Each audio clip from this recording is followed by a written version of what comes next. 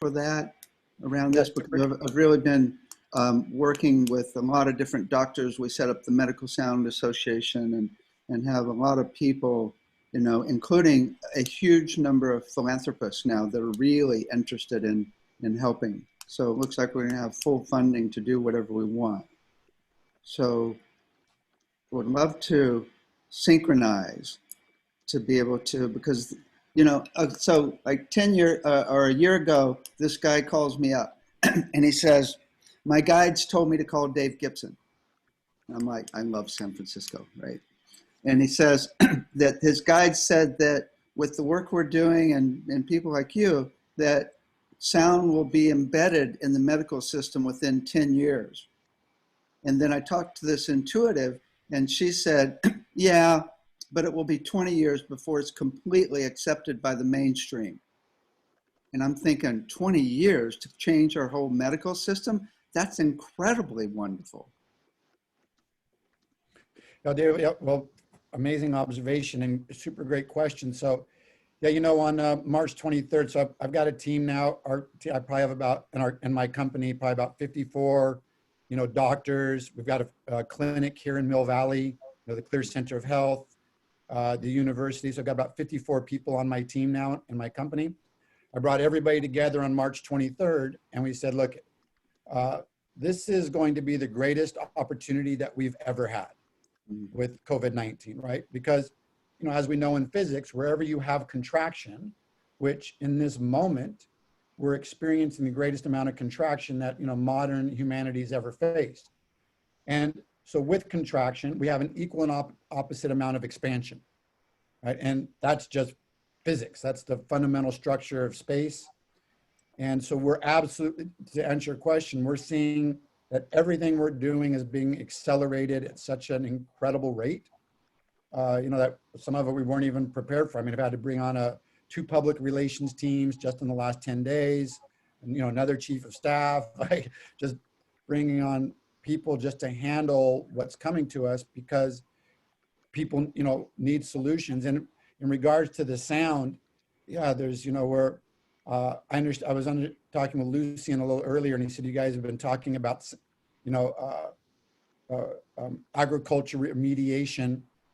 And, you know, we're installing 2 million acres over the next 2 months with just frequency technology instead of chemicals and fertilizers, right? You know, radionics and all of that. Mm-hmm. So it's really going at an extraordinary accelerated pace. And the fact that we've got, you know, Emory University, which 50% of all the patents in biotech and all of that come out of Emory today.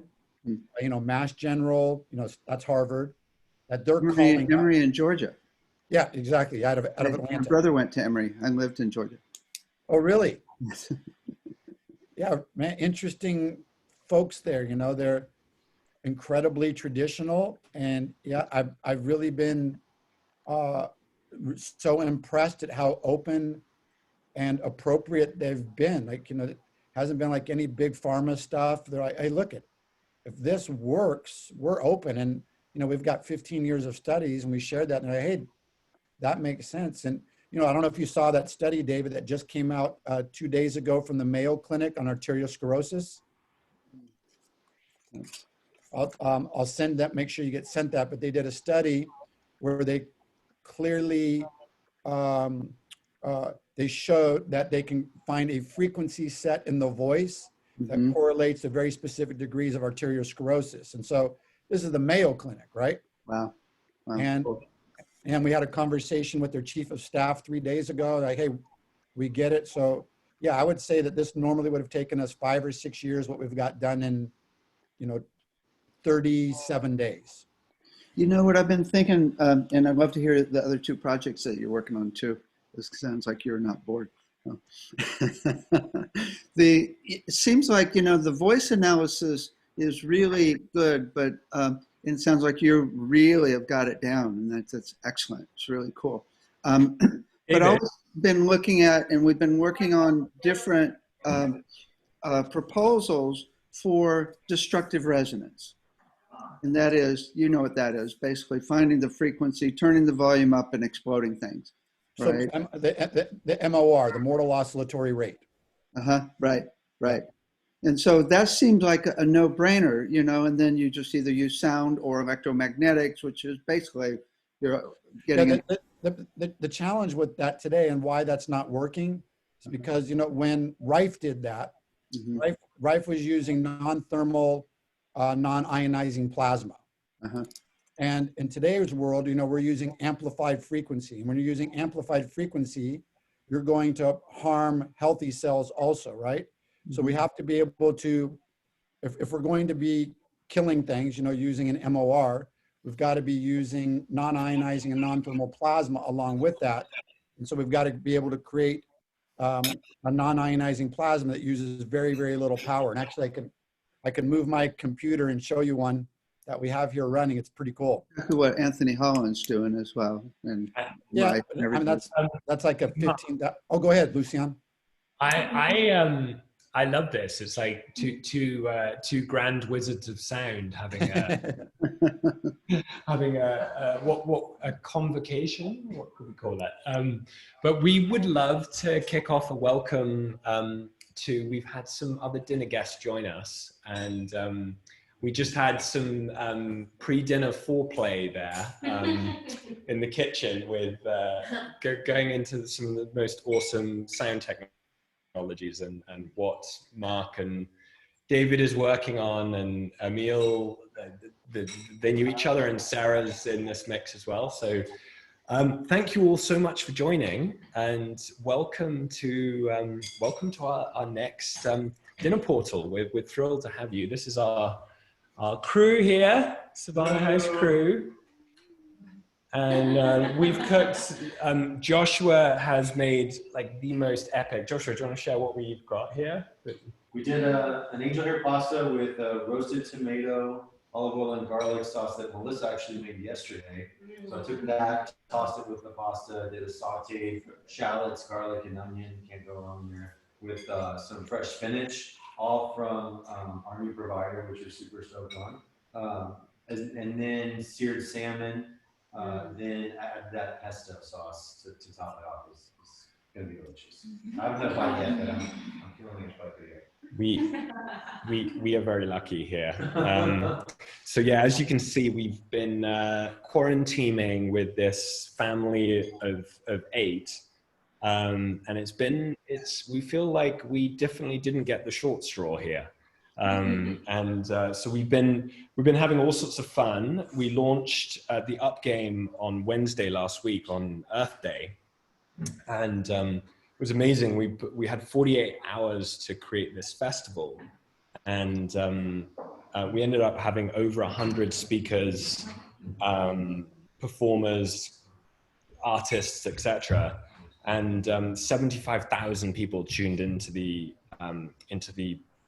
live streams. So we were like, oh, this is pretty epic. We had people like Charles Eisenstein and Daniel Schmachtenberg, Amanda Sage, Janet Stone, and it was an amazing kickoff to what we wanted to discuss today, which is this starting of an inquiry into sound and wellness broadly, but getting into more specifically this moment with COVID, because we've been hearing all of this exciting like advances in technology. And what we wanted to do was bring together a community of experts that could kick off a kind of adventure into collective intelligence, for us to explore a set of upgrades, which we're going to kind of explain this language in a moment, but a set of upgrades around how we can scale the impact of sound technologies in hospitals. So we're not the experts on that. We wanted to invite you to kind of basically shine a light on the amazing things you're doing. And so I would love to, before we jump in, we're going to do some grace here that Teresa is going to take us through. But I would love us all to just say to Mark here a quick happy birthday. Happy birthday, Mark. Happy birthday. Thank you, everybody. Happy birthday to you. Happy birthday, dear Mark. Happy Birthday to you. Woo. Thank you all. Can I just offer a really quick alternative birthday song for Mark? It goes like this. Happy birthday, happy, happy birthday. We're in love with you. We're in love with you. You guys do that? Say happy, Happy, happy year birthday. throughout the coming year, and all the best to you, and all the best to to you. May you smile every day, and may your troubles fade away, and may you never, ever, ever be blue. Blue. Happy birthday, happy, happy birthday to you. Woo. Beautiful. Thank you, Sherry. That's so awesome. I love that Thank one. you so much.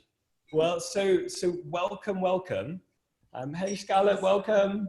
So we're just going to start, and then maybe we can, Mark has got to go because he is leaving a whole, his group of gathered quarantine that is going to celebrate him. So he's just with us for the beginning. So maybe what we can do is just share grace together as some of us are eating, and we love to start these dinner portals with that. And then we will introduce Mark, and then we've got some questions. We don't think we're going to need to ask many. Teresa. Okay, such a wonderful opportunity to take this opportunity together at this ancient technology of the dinner table. So might we also bring in this wonderful technology of sound and vibration and words before we eat. Take a moment to be thankful for this entire space that we inhabit together, this planet that gives us unconditional love through these amazing nutrients and fruits and veggies, everything that we need to be thriving and healthy and well. We give thanks to being in this space together, the safety of our houses, our homes, our land. May we give thanks to being able to be together, both physical next to each other and also virtually. May we give thanks to our health, to these cells, these atoms and particles and vibrations that we are all made of. May we give thanks to the wonderful medicine of sound and music that connect us through all time and space.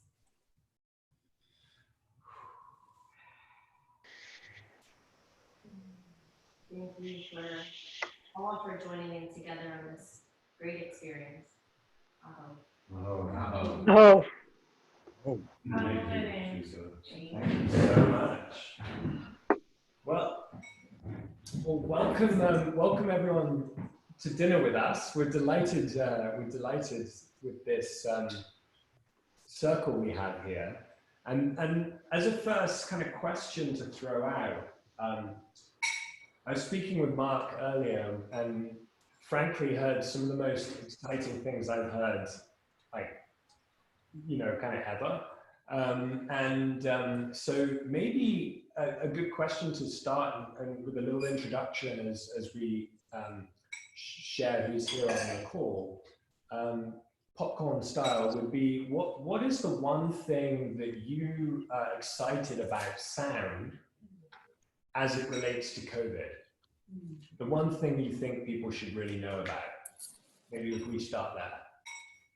And then Mark, I know you've got to go, so if we can hand you the floor. The proverbial mic. Okay, well, yeah, thank you for that. So let's see. So sound and COVID. So what I would share is that, everything in all of existence, if it has mass, if it's something that we can experience, whether it's your beautiful table and the glass and the salmon or the pesto, or if it's a virus, whatever it is, it has an oscillation to it. It has a frequency. And so we could call that sound, you know, we could, and if we understood these resonant frequencies, if we understood how the human body interprets frequency, you know, it's not the molecule, it's the actual information that's being exchanged, then we can create technologies to both detect the information in the body, and then we can develop technologies and that can resolve that in, you know, non-invasive, benign manners. And that's really what's being done. And we didn't invent this, you know, it was being done 100 years ago almost, and started in San Francisco, California in the late 1800s, but early 1900s. But so we've been fortunate to, I guess, sort of perfect that, and you know, hopefully be bringing 2 technologies to the world in the next 3 weeks or so that will have a tremendous impact on humanity using the understanding of frequency and sound.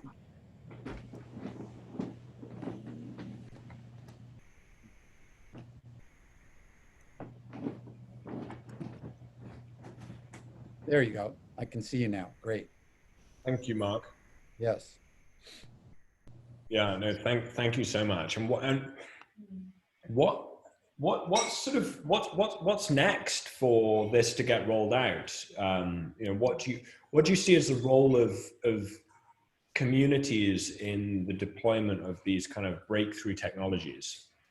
Yeah, it's a super great question. So the number one thing, without a doubt, so, you know, the last, let's say 6 days, we've been talking with, you know, Emory University, Mass General, Harvard, Mayo Clinic, the CDC, the emergency response team, pretty much, you know, most everybody who would be considered leaders in health and wellness in the States. And the number one thing is to be able to educate people that, you know, such a thing can be real, and that this has been around for a long time. You know, David Gibson on the call here has been working with this most of his life, and probably many others from a different perspective. So as communities can share it from whatever perspective it is and really move it out of an esoteric experience into a data-driven science, that, you know, there's nothing that is nothing in existence that does have not some relationship to frequency. There's no pathogen, you know, there's no life, there's no anything. And so if the number one thing is, if whatever the group is, whatever the community is, if we can start understanding to move this out of just, oh, this feels nice, or this is wonderful thing, and not to mitigate that, but, you know, sound bowls or whatever it is, to say, hey, look, this is the fundamental science of existence, and let's treat it with the respect of science that it needs to move into the mainstream. And so I've never been asked that question, but that's how I would say that communities could support it, is really to begin addressing it from that level of significance. Well, I'm happy to hear you say that, because there's a reason we picked this topic at Sarah's suggestion as the first up level that we're doing next week, and it's kind of a biblical inspiration, right? In the beginning there was the Word. Yes.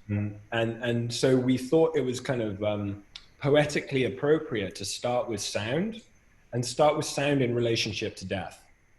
And there's something kind of we thought that would be bookending the whole vision for the unified planet, starting with sound and ending with, you know, like the full life cycle of life.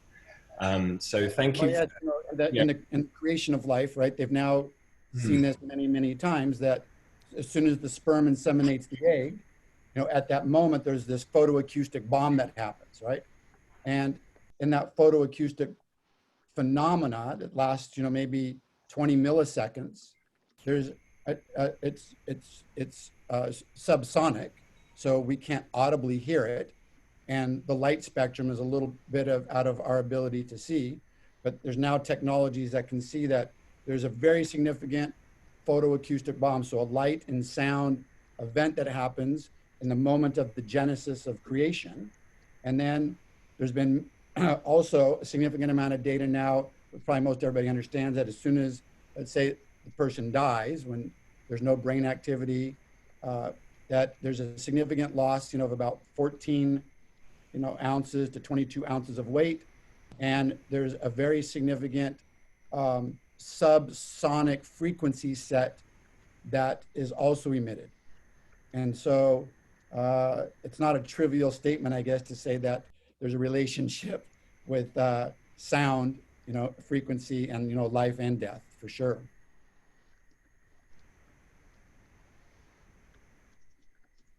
Mark, brilliant. Thank you for that. And, Yep. and happy birthday to you. Thank you so much. Yeah, and let's continue this conversation. We'll send you the invitation for Monday, and we'd love to shine a light on your work. Yeah, thank you. And I must admit, I usually don't like to have the experience of jealousy, but seeing how you all sitting there and the food you're eating, the experience you're having, I have to admit to the sin of having that experience right now. Well, we're all toasting your birthday, Mark. Thank you. That's right. Yeah. Thank you for the patience and the persistence that you've had on bringing such important work to the market. So your work will enable you to actually go to Civana House in person and have an actual dinner there sooner rather than later. I'm looking forward to it.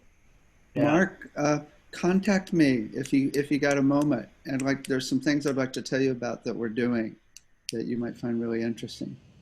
Yeah, sure. And if everybody can go to checkup.org, you can see we put up it's not a native app, but it's a web-based app. We put it up yesterday morning. So you can start contributing your voices for COVID-19. And the app will be coming live in about 18 days. Right now, we're at about 97% accurate with 30 seconds of your voice of being able to detect it. And that is all with supported with antibody tests. So we know that it's pretty right on. So really looking forward to getting this out there. It's going to be the most significant thing that allows us to move forward. Wow. Mark, it's mind-blowing to me that we could have a phone app that could reach a mainstream audience with that level of accuracy with our voice. I mean, it's just like, I think so many people have not even 1% idea of the power of sound. That's what kind of, one of the things we're all super passionate about that. So thank you so much. And maybe if we can go around, invite popcorn style our guests. Alexandre, great to have you here.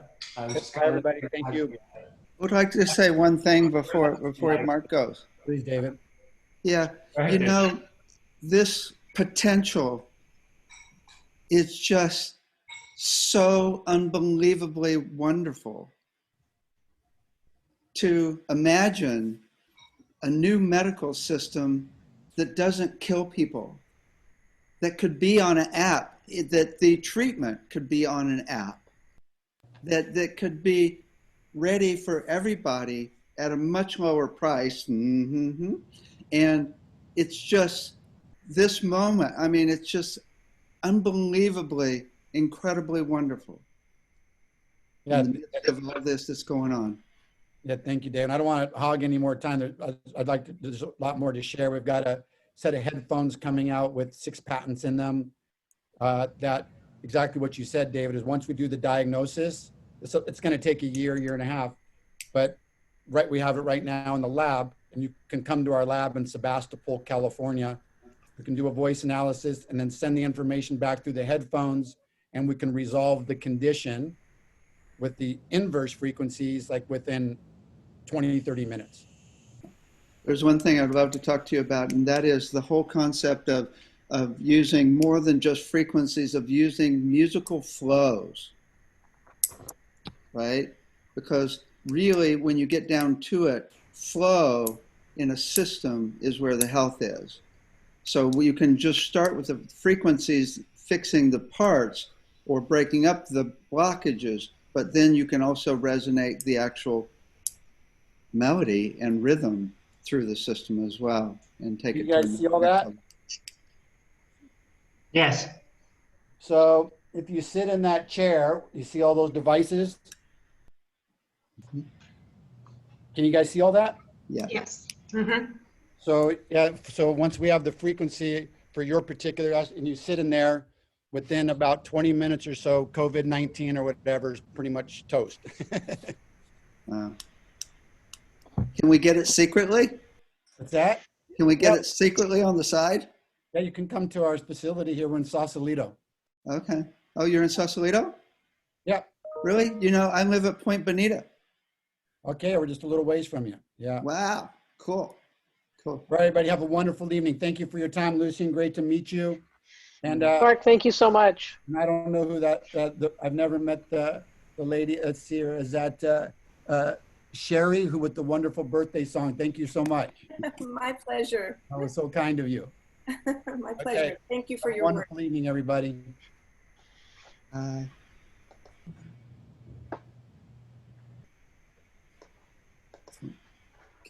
Can't hear you now, Lucian.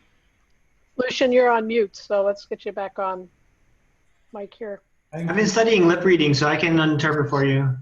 That was, yeah, that was, we wanted to just invite Mark to do birthday tribute before he goes, but really wanted just to welcome each and every one of you from different corners across the US and I think beyond actually as well.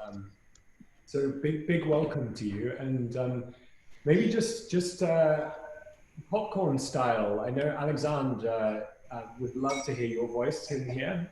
Welcome. I can't wait to meet you in person. I've heard so much amazing things about you. Lester, if you want to introduce Alexandre. Thank you so much for joining us. Alexandre is one of my favorite humans and a good friend. I will let him introduce himself because he's an incredible sound wizard.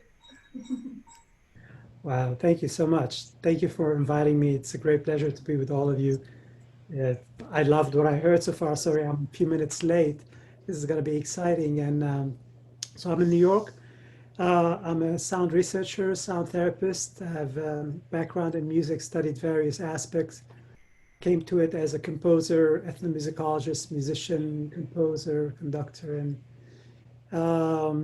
so many things led me to sound. My interest in consciousness, meditation, mindfulness, many other things, transcendental and psychedelic states, and the reason why humans seek them all the time, and started doing field work so far in over 40 countries.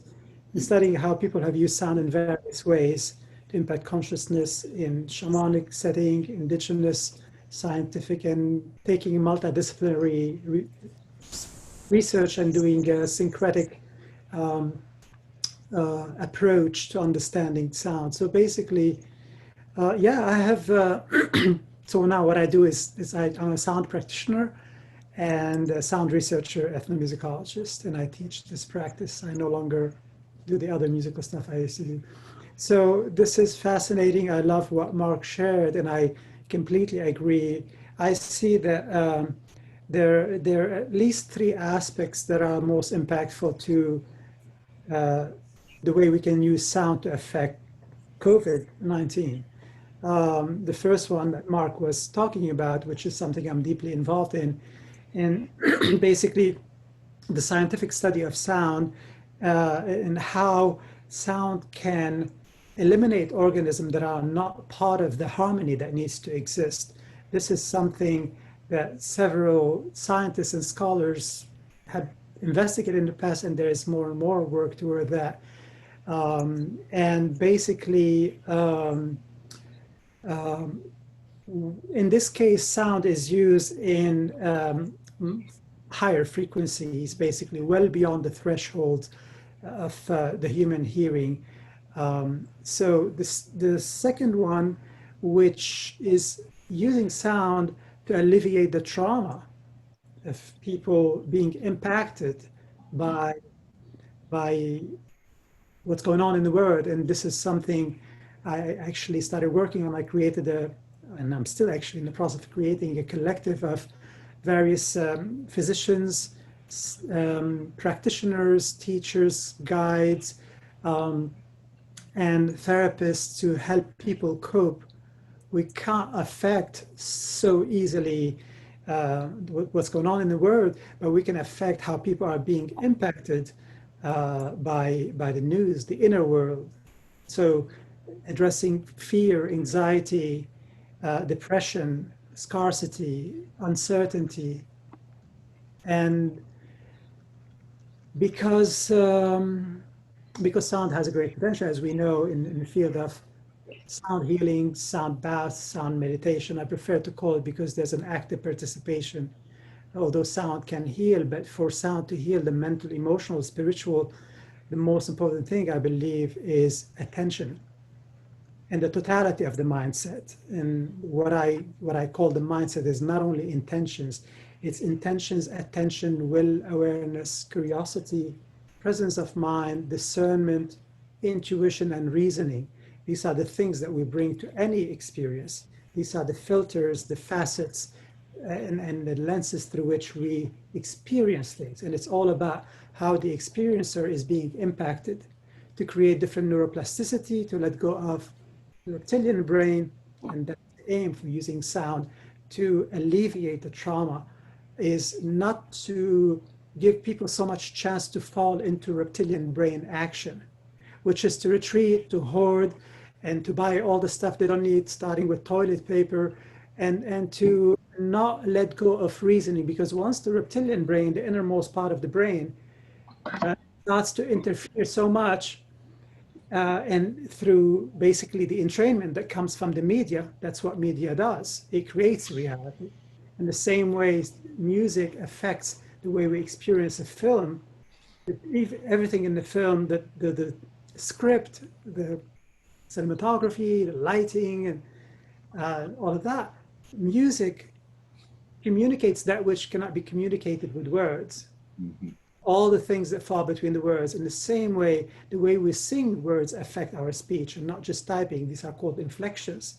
They're musical attributes, the changes of the tempo of the speech, the amplitude, the enunciation, the space, the silence between words and phrases, body language as well, grimaces and eye movement, but I'm focusing only on the musical aspect of speech. And that's why we created emojis to replace the inflections, the important inflections. I'm afraid that's not going to match that.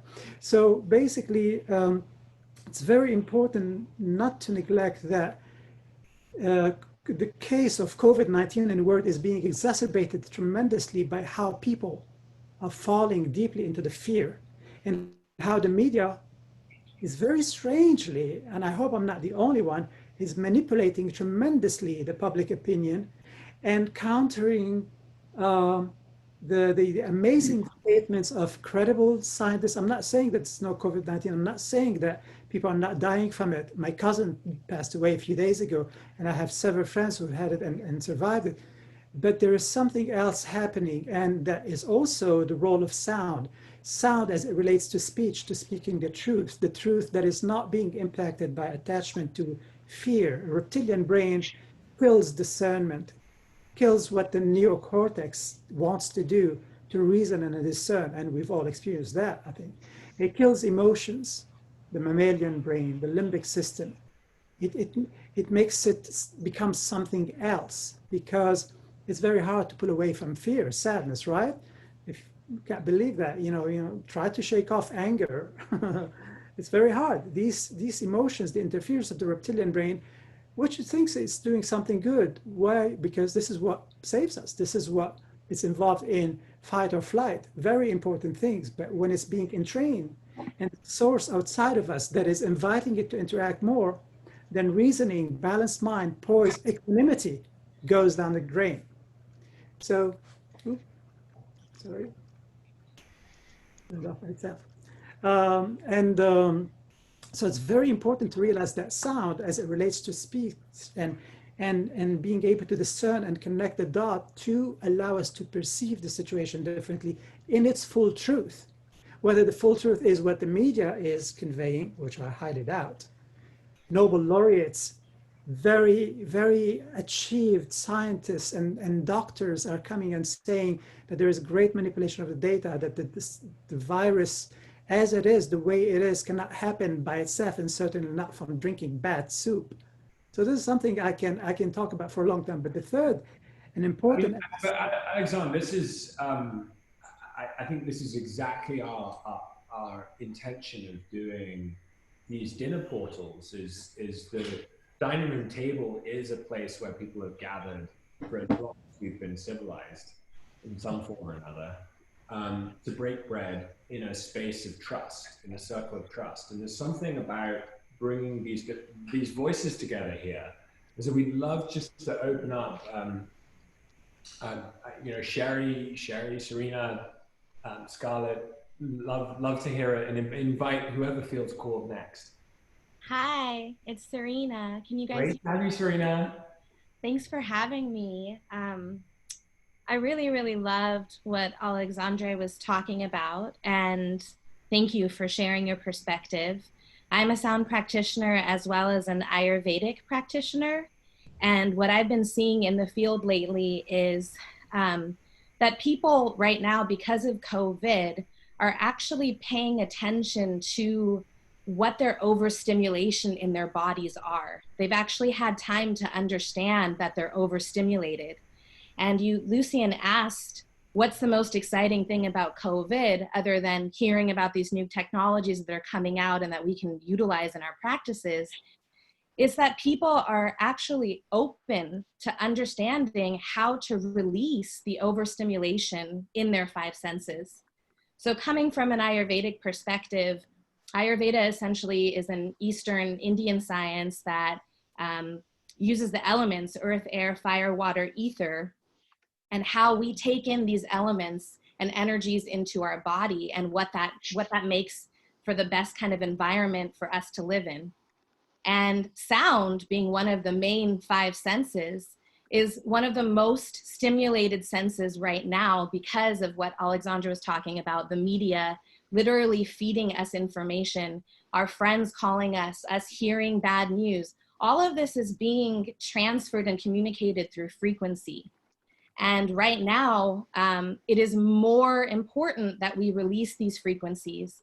And what I'm finding is that people are very open to having direct experience with this, and they're ready to drop in and actually hear their own voice, how they're communicating with themselves, how they might not be communicating in other avenues with relationships they have or at work, and how to release that, how to figure out these new ways of expressing.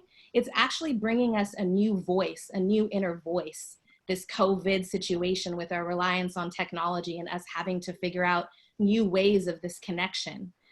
So I just, wanted to leave you with that and say that, we're all in this together in terms of sharing the importance of sound, and each of us has a very special message about it. And I'm really looking forward to hearing everyone's message with this. Thank you so much. What an interesting perspective, exactly where, these unlikely collisions between the ancient future of Ayurvedic and new technologies of sound, we may trip over some incredible, new way of doing things. So and as you said, the future of sound is actually ancient, right? It's tapping into what we already know. Exactly. Yeah. And that's, I think, anyone that's had these transcendent experiences, the place that I always ended up in, the kind of the pure white light space. The only thing I can discern there other than pure white light is a constant sound. And I think that's a good clue to us all, right? Yeah. Opening up to whoever feels they'd like to share. Mickra, I'd love to hear from you. Welcome to the call. Please just share a little bit about your background and your research and what all you're up to. It always fascinates me, and I know it will the rest of the group. Oh, thanks for including me. I can't tell you how excited I am. I've waited my whole life for this, and to get to hear all of you just kind of makes my night. I only found out, I think, yesterday, Josh, or maybe today. So I'm an audiologist. I've been 30 years in the Air Force, and sound has been virtually my whole life. Did a lot of acoustic research in Air Force and Army facilities, sometimes VA and the anechoic sound chambers. And in 2010, I was in DC. I'm pretty highly placed in the military. I just graduated in June after 30 years. But I was in DC and I said, why aren't we using sound to heal trauma, PTSD in particular, in the military population? And the answer I got, and you know, I was well respected, and they chuckled a bit and they said, you know, it isn't that we don't believe it, it's that there's no proof. So they said, how about you get the proof and we'll fund it, and great, we'll start going. So by that time I was in the reserves, and so I built an anechoic chamber in my medical practice, and it's 2012 began, and miraculous things, right? Miraculous things happening. Tied technology to it because the world can't hear it if we can't validate it. And we're so data driven now that we got all of the autonomic nervous system markers, the brain waves, and also end-tidal CO2. And so it's, you know, I can share all of that later, but what is coming is so astounding, because it's now, we're able now to pair psychedelics with the process and also energy work. So we've got the data, we've got the anechoic chamber that's in a star tetrahedron, the client's in the center. This sound is spatialized, and soundscapes do all kinds of incredible things, and the brain doesn't know what to do with it. So visions and transformations and what some would think miraculous. For us, it's kind of common now because it's been 8 years. We translated her, Natasha is her name, out to South by Southwest in 2016. And it was moderately successful. It's very hard to take 3-dimensional sound into even really incredible headphones. But it was successful from a data-driven perspective. We had 100 people, and we got heart rate variability and respiration with strain gauges on all of them. And it was, I mean, in 5 minutes, there was a massive shift in their biomarkers and of course in their subjective response. And so I'm just so grateful that now I'll get to talk to you guys and have more people to, I think, geek out with and bring in the new tech of sound that's well on its way. I don't know anything about using sound for COVID, but my I think breadth is quite large. The corporation I have is a precision performance medicine corporation, and so it's complex systems. So I would love to help in any way that I can. Thank you. I would like to say something, Lucian. Go ahead, David.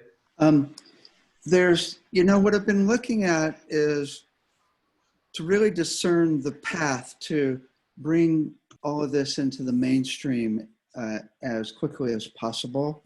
And so there's a few things that we're doing that might help. You know, first of all, when you're looking at sound for the medical field, of course, it's quite different than the integrative therapy side. And that's in hospitals now. And it is tricky. You have to separate it out. Otherwise, there can be, you know, some stigma around it.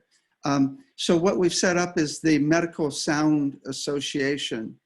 And there's a few things we're doing on the site.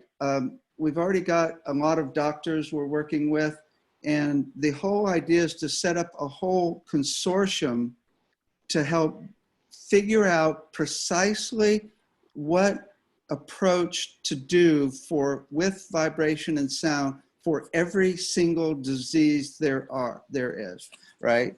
So you can look at it as a frequency, as a combination of frequencies. You can look at it as a musical flow, or you could even work at an energy level. And different parts of the body work at different levels of this hierarchy of vibration. So it's really a matter of working with doctors and figuring out the precise ways to go for each of the different issues. And that's just physically. That's not even talking about mentally and emotionally, which is exactly the same. There's this whole different levels, multiple levels where you can do pure frequencies, combination of frequencies, relationships of musical intervals and organs even, or even the actual rhythm and melody through a system. So that's one key part of the medical association, is to figure out the ways to approach it. Now, there's another couple of things that we're doing there as well. We're setting up a portal so that people can, when they've done treatments, they can sign in and fill out a form of the symptoms on a scale of 1 to 10 before and after. And so the goal here is maybe like 10 years, we'll have 10,000 people that have done treatments on depression. And then we can say, hey, look, with sound, we're going from an 8 down to a 1, which is generally what we get, because we just did that with 25 people at a hospital in Stockton. And we went from like 8.8 down to a 1 using sound lounges and sound and different technologies that we have. So then that will give us the data that can compete with the $500 million research projects that the pharmaceutical companies come up with, right? Because the first thing doctors are saying when we're meeting them are, where's the data, right? Well, this will at least give us something besides individual research projects as well. So that's another component. So if any of you are interested, we're going to start having monthly meetings with the Medical Sound Association to really start figuring out precisely the best projects to work on, and to get the doctors involved. So about a year and a half ago, I was interviewed by Bill Nye, the science guy, right? And he came with his whole crew and shot video for the whole day. And they came out with a show on Netflix, which was totally negative about, it was called Tuning Your Quackometer. And it was just horrible. And they said that I was curing cancer with sound. And I thought, oh my God, I'm going down. The FDA is going to show up at my door, right? And then I realized that what happened is actually someone put out an email and said that Dave Gibson's curing cancer with sound. And I'm like, oh God, they're going down.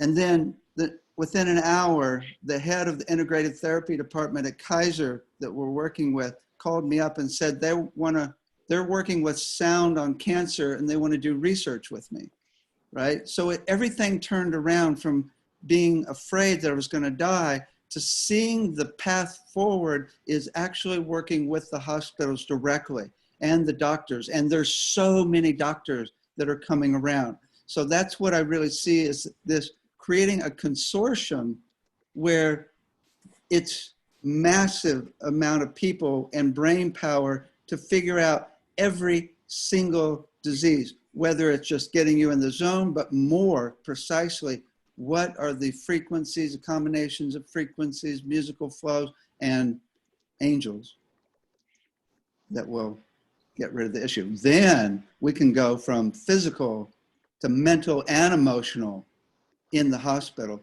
and ultimately add in the spiritual, right? That's where we should really be working is the relationship between all of those four parts, because our medical system is so into just one area. Hey, I would just like to say, I'm Sam Hincks. I would greatly appreciate to participate in those meetings that you described. And in the last 3 or 4 years, we've been going around to events, and we've been giving people what we call music massages, where we give people a set of color pens. They get to choose a color corresponding to an experience, and then we bring them to a hammock. We give them a blindfold, and depending on the mood that they selected, we'll start moving speakers around their head, sort of in the kind of spatial motion of it, like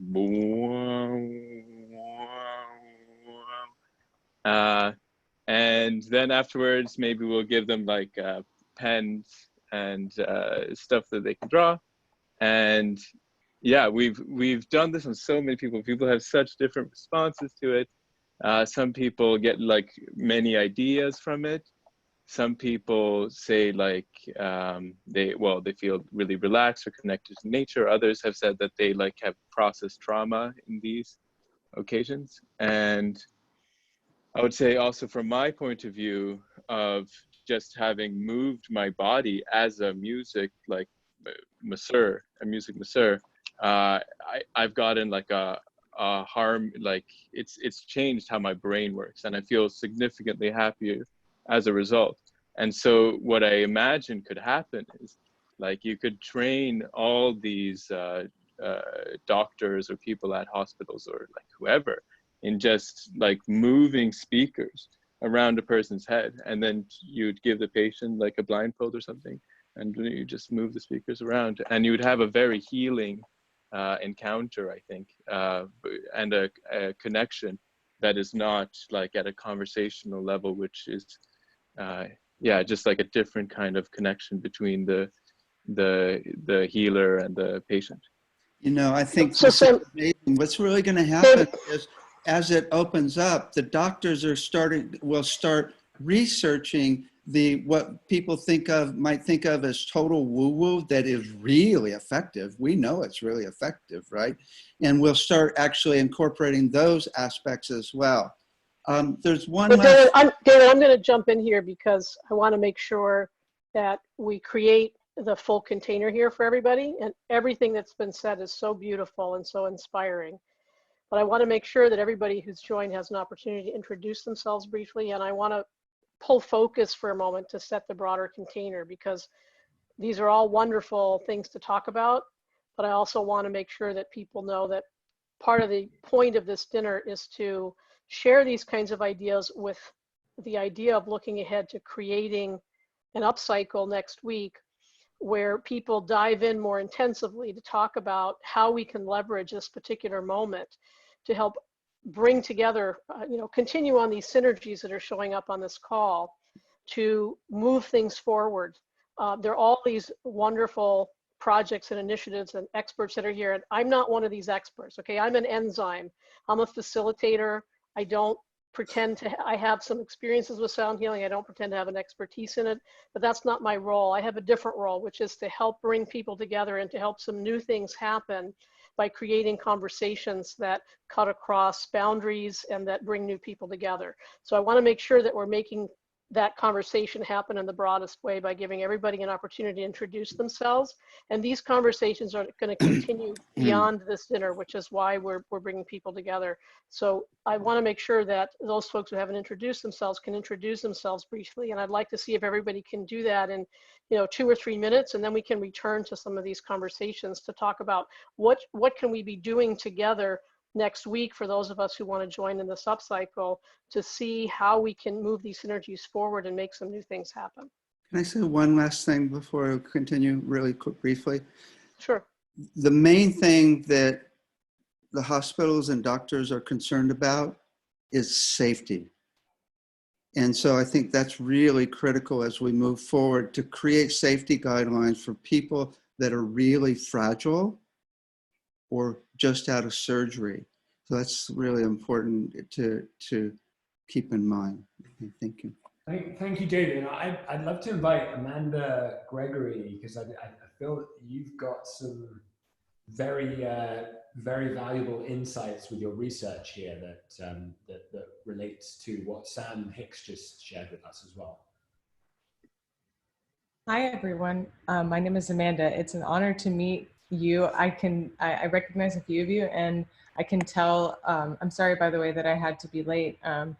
And I only got to hear sort of halfway through Mikra's sharing, but it's very clear just from hearing David and Mickra and Sam and Sarah that this is like a community of people that I will skip dinner with my boyfriend and his daughter to listen to you talk. You know, like I feel like I've been waiting for this conversation and I'm so excited. Yeah, so my background is I'm an opera singer who's become a digital artist of integrating 3D sound design and also some therapeutic techniques such as EMDR and ASMR and binaural beats. I basically take the voice and I have this controller here, let's see, where I then sort of turn my voice into a choir and I'm able to circle it around the head and sort of just take the nonverbal sort of emotional signaling of the human psyche and channel it through these effects that can sort of be really relaxing for people to listen to. And then I take nature sounds, water in different forms, and sort of bring it really close to the ears, and then sort of play with effects that can merge the sound of water to the sound of rain, or sound of sort of waves to the sound of rain, to the sound of bubbles, and kind of like show how the sort of evolutionary capacities of the universe, and then take like bird sounds and dolphins and whales. And that's just the current project that I do improvisations with. And I've collaborated with this research lab called MetaLab, where we're wanting to focus on increasing openness to experience through synesthesia. Synesthesia, which I think most of you probably know, it's the cross-modal integration of your senses. And so we found that there's like a powerful effect when people experience this sort of visualization coming from sound. So that's been a focus. I also did a project with the Dalai Lama and Paul Ekman and Eve Ekman, who study the science of emotions, and they worked with him on creating something called the Atlas of Emotions. So that was a piece where we had 88 speakers that we worked on at the Spatial Sound Institute, where you walk through them, and the sound is as real as like a cricket object right here, like a sound object right here, it sounds like. So you could do a lot with like just really abstract frequencies and feeling like it's like penetrating your actual physical body. And then you can do a lot with hyper realistic environments where suddenly you close your eyes and you're actually transported into an entirely surreal landscape. And so these are all different kinds of techniques I've been exploring and playing with. And I'm also collaborating with a neurostimulation and neuromodulation designer, and trying to learn more about frequencies. They've been having a lot of success with people having sort of Kundalini awakenings from just certain frequency sequences, and sort of like bringing that a subjective experience research, because I won't get into it now, but the sort of objective research on like the effects of frequencies is just really hard to pin down, but people's subjective experience is like really strong. And yeah, there's a lot of data there. So sort of bridging that with the understanding of how animals, the sounds of animals can kind of create an experience for human beings. Another bit of research that I think that I just learned today that I thought was interesting was how monkeys, if you put them in a room where they have the choice of listening to music or silence, they will actually choose silence if these are not specifically chimpanzees, if they're another kind of monkey. But if you make music that sort of imitates their way of calming each other and showing affiliation, then they'll respond, they'll prefer that music. Of course, if you play music that sort of triggers their threat sense, they'll avoid that. So there's, they did a bunch of different kinds of versions of studies of this, but the basic takeaway from that is the reason why I feel called to use the human voice with these sound experiences is because I do think that it's the primary, it had sort of before language evolved, it was our emotional signaling was just making sighs and sort of like grunts and, you know, calls to each other with just our vocal cords. And I think that there's a wide landscape of communication that's available through experimentation with these sort of like advanced technology in combination with the human voice as far as any energy, channeling energy. And my commitment is to connect to the life force of the plant world and to sort of fine tune my communication to come through technology into people. You're so, you blow our minds with both your words and your voice. You've got a table full of groupies here.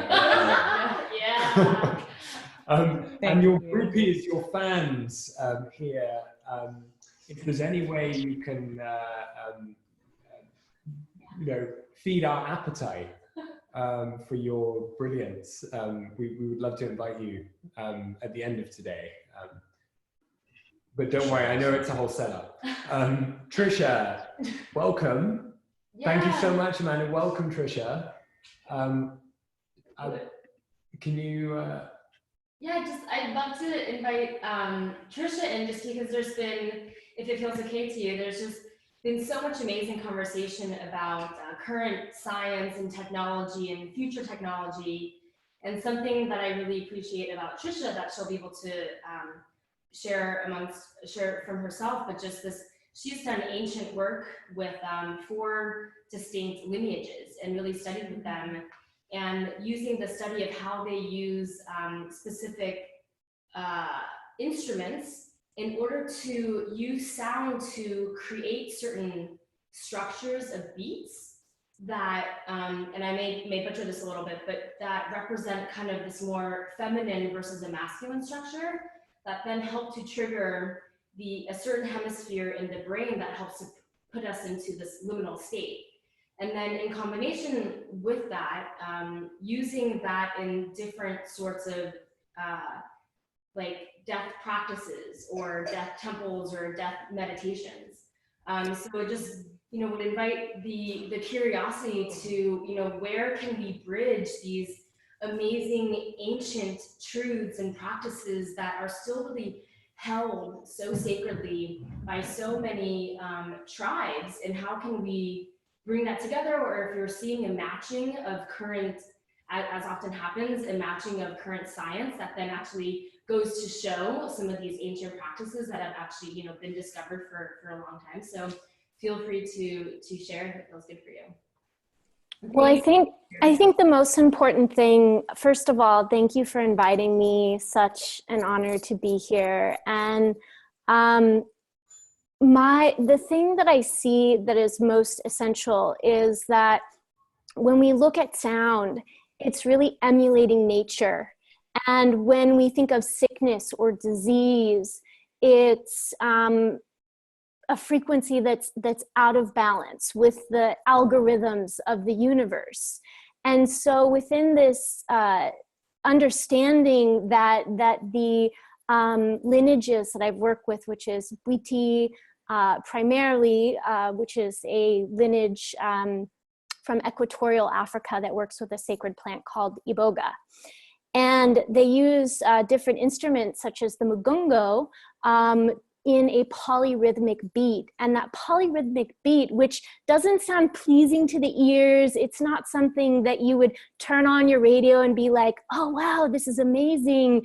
But there have been some really incredible studies, one done by Schuster Strubelt, where they found that these polyrhythmic beats regulate the heartbeat, they balance the left and right hemisphere of the brain. And like you said so succinctly, they open up this liminal hypnotic space in the brain, which can be really profound for, I would think, for end of life work, although I don't have any personal experience. The more the work that I work on is psychedelic death work or ego death work. But I think the two very much go hand in hand. And the other thing that I think is important is that these altered states of consciousness, they activate our endogenous 5-MeO-DMT in our body. And there have been some really interesting, although I'm not a scientist, I'm not going to pretend to know everything about this, but there are some interesting correlations between melatonin and cancer in rat studies. And if you look at melatonin, it's actually, it can be transformed in the pineal gland into DMT. It's a precursor to DMT.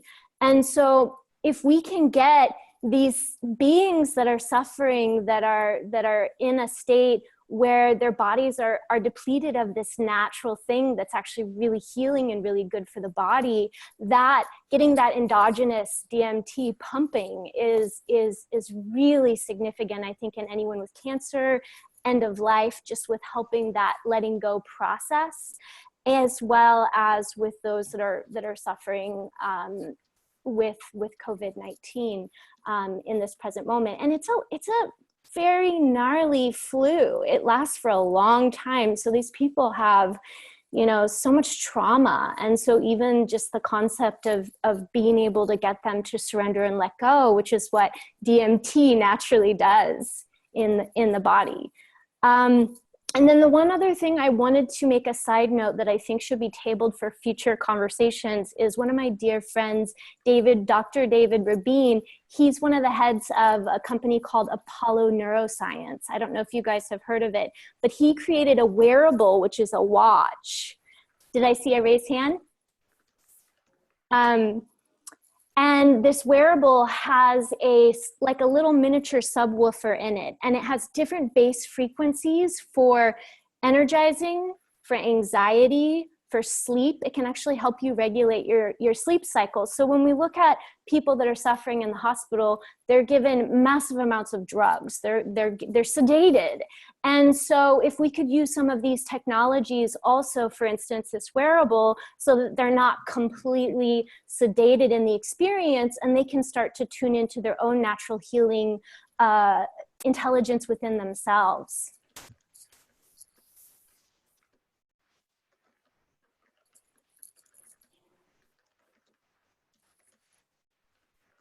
And that's really what I wanted to add to that, if anyone else wants to share. And thank you again for this opportunity. One thing that is one of the, I think, the leading aspects in the field is the work that Jeffrey Thompson has done. And that is basically finding your natural rhythm and your natural metabolism and creating music and sound that entrains you into that peaceful state where your immune system works the best, where all organs work the best, where you're really creative, and it's a portal to other dimensions as well. I think that's really of all the different things that I've seen out there, that's one of the, I think, the most exciting to really, because it really helps the whole system the most. I'd love to just add to that really briefly. This is very exciting, and there's so much to share. But just on that, what you just said, David, and building on what you were saying, Tricia, is I've worked with a number of different sound healers, and one of them, he's from Israel. His name is Amit Carmeli, and he has something called the School of Life. But I've worked with him for a number of years, and over like a weekend and then a week and then longer. And we do 2 ceremonies a day, and it's all about the voice. And it's clearing whatever is in the way of our authentic expression. And probably at the end of one week with a group of 25 people who'd been together, we did a kind of a ceremony. He calls all of them ceremonies, but I would call it was like primal tech. And we were in a circle and we each did what you just said, David. We tuned into well, actually, no, let me say this. It's a little bit different. We put someone in the center who wanted to just move some energy and do some healing work. And then that person tuned into their authentic, like a rhythm, a pulse from within their bodies, this pulse, like, And then everyone in the circle around him, picked up that pulse. And then that was like this womb space. I mean, at the time, I had no idea what was actually happening. And then Amit was working with her to like, okay, now you're held in this container now of rhythm. And then she started doing her own work with sounding. And then all of us found our own rhythm after that was started. And then we started creating a polyrhythmic space that was absolutely polyrhythmic, which I totally love what you said about that. I've never heard anyone say that. And when I dance with polyrhythmic, I'm like, oh! And so it was miraculous what we all experienced was like, and we did it for about 5 people. We didn't have time to do it for everyone, but that is what I call primal tech. And I was like, why aren't we doing this primal tech? Oh my God, it's just like breath work. So I have a lot more to kind of add in, but I'm gonna just leave that little seed there because I feel like we are the medicine. So it's such a great reminder, and I'm so in awe of everyone here, and this is a real passion of mine, and I'm very grateful. You know, one way to find that's really simple for anybody is just to do tapping and adjust the tempo of your tapping until it feels just right. And that will be most likely the natural metabolism of your average of your heart rate and your brainwave rate. And that's one of the easiest ways to do it. And then you can actually, ultimately, you find the note as well as the rhythm. It's very, very cool.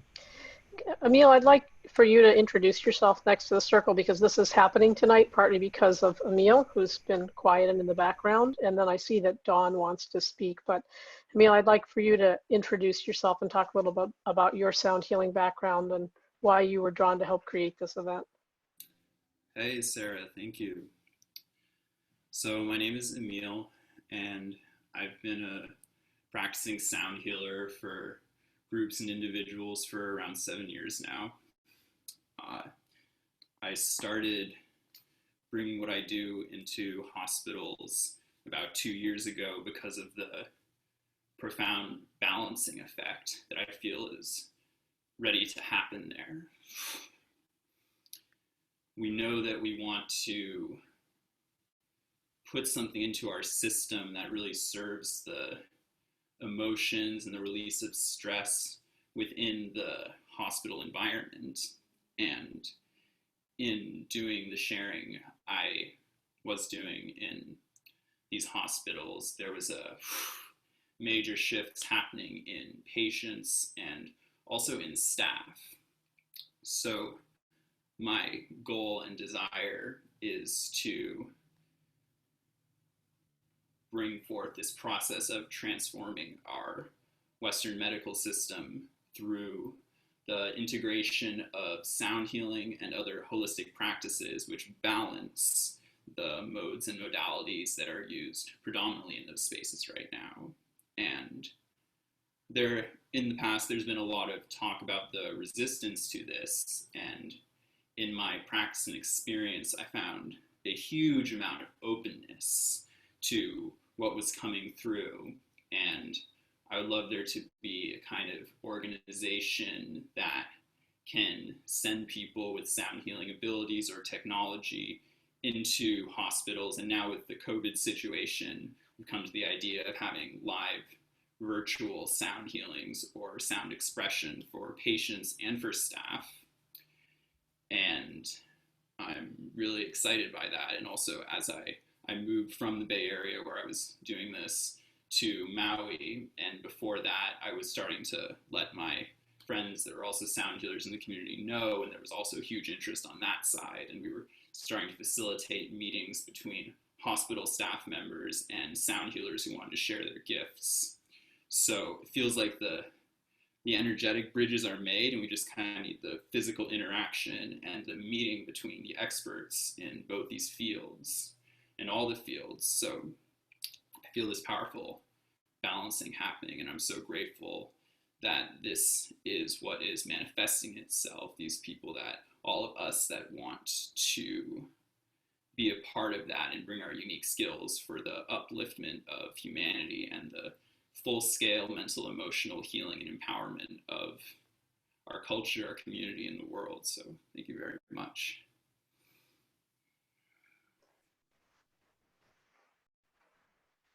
I can see that Dawn wants to go next, so please, Dawn, go ahead.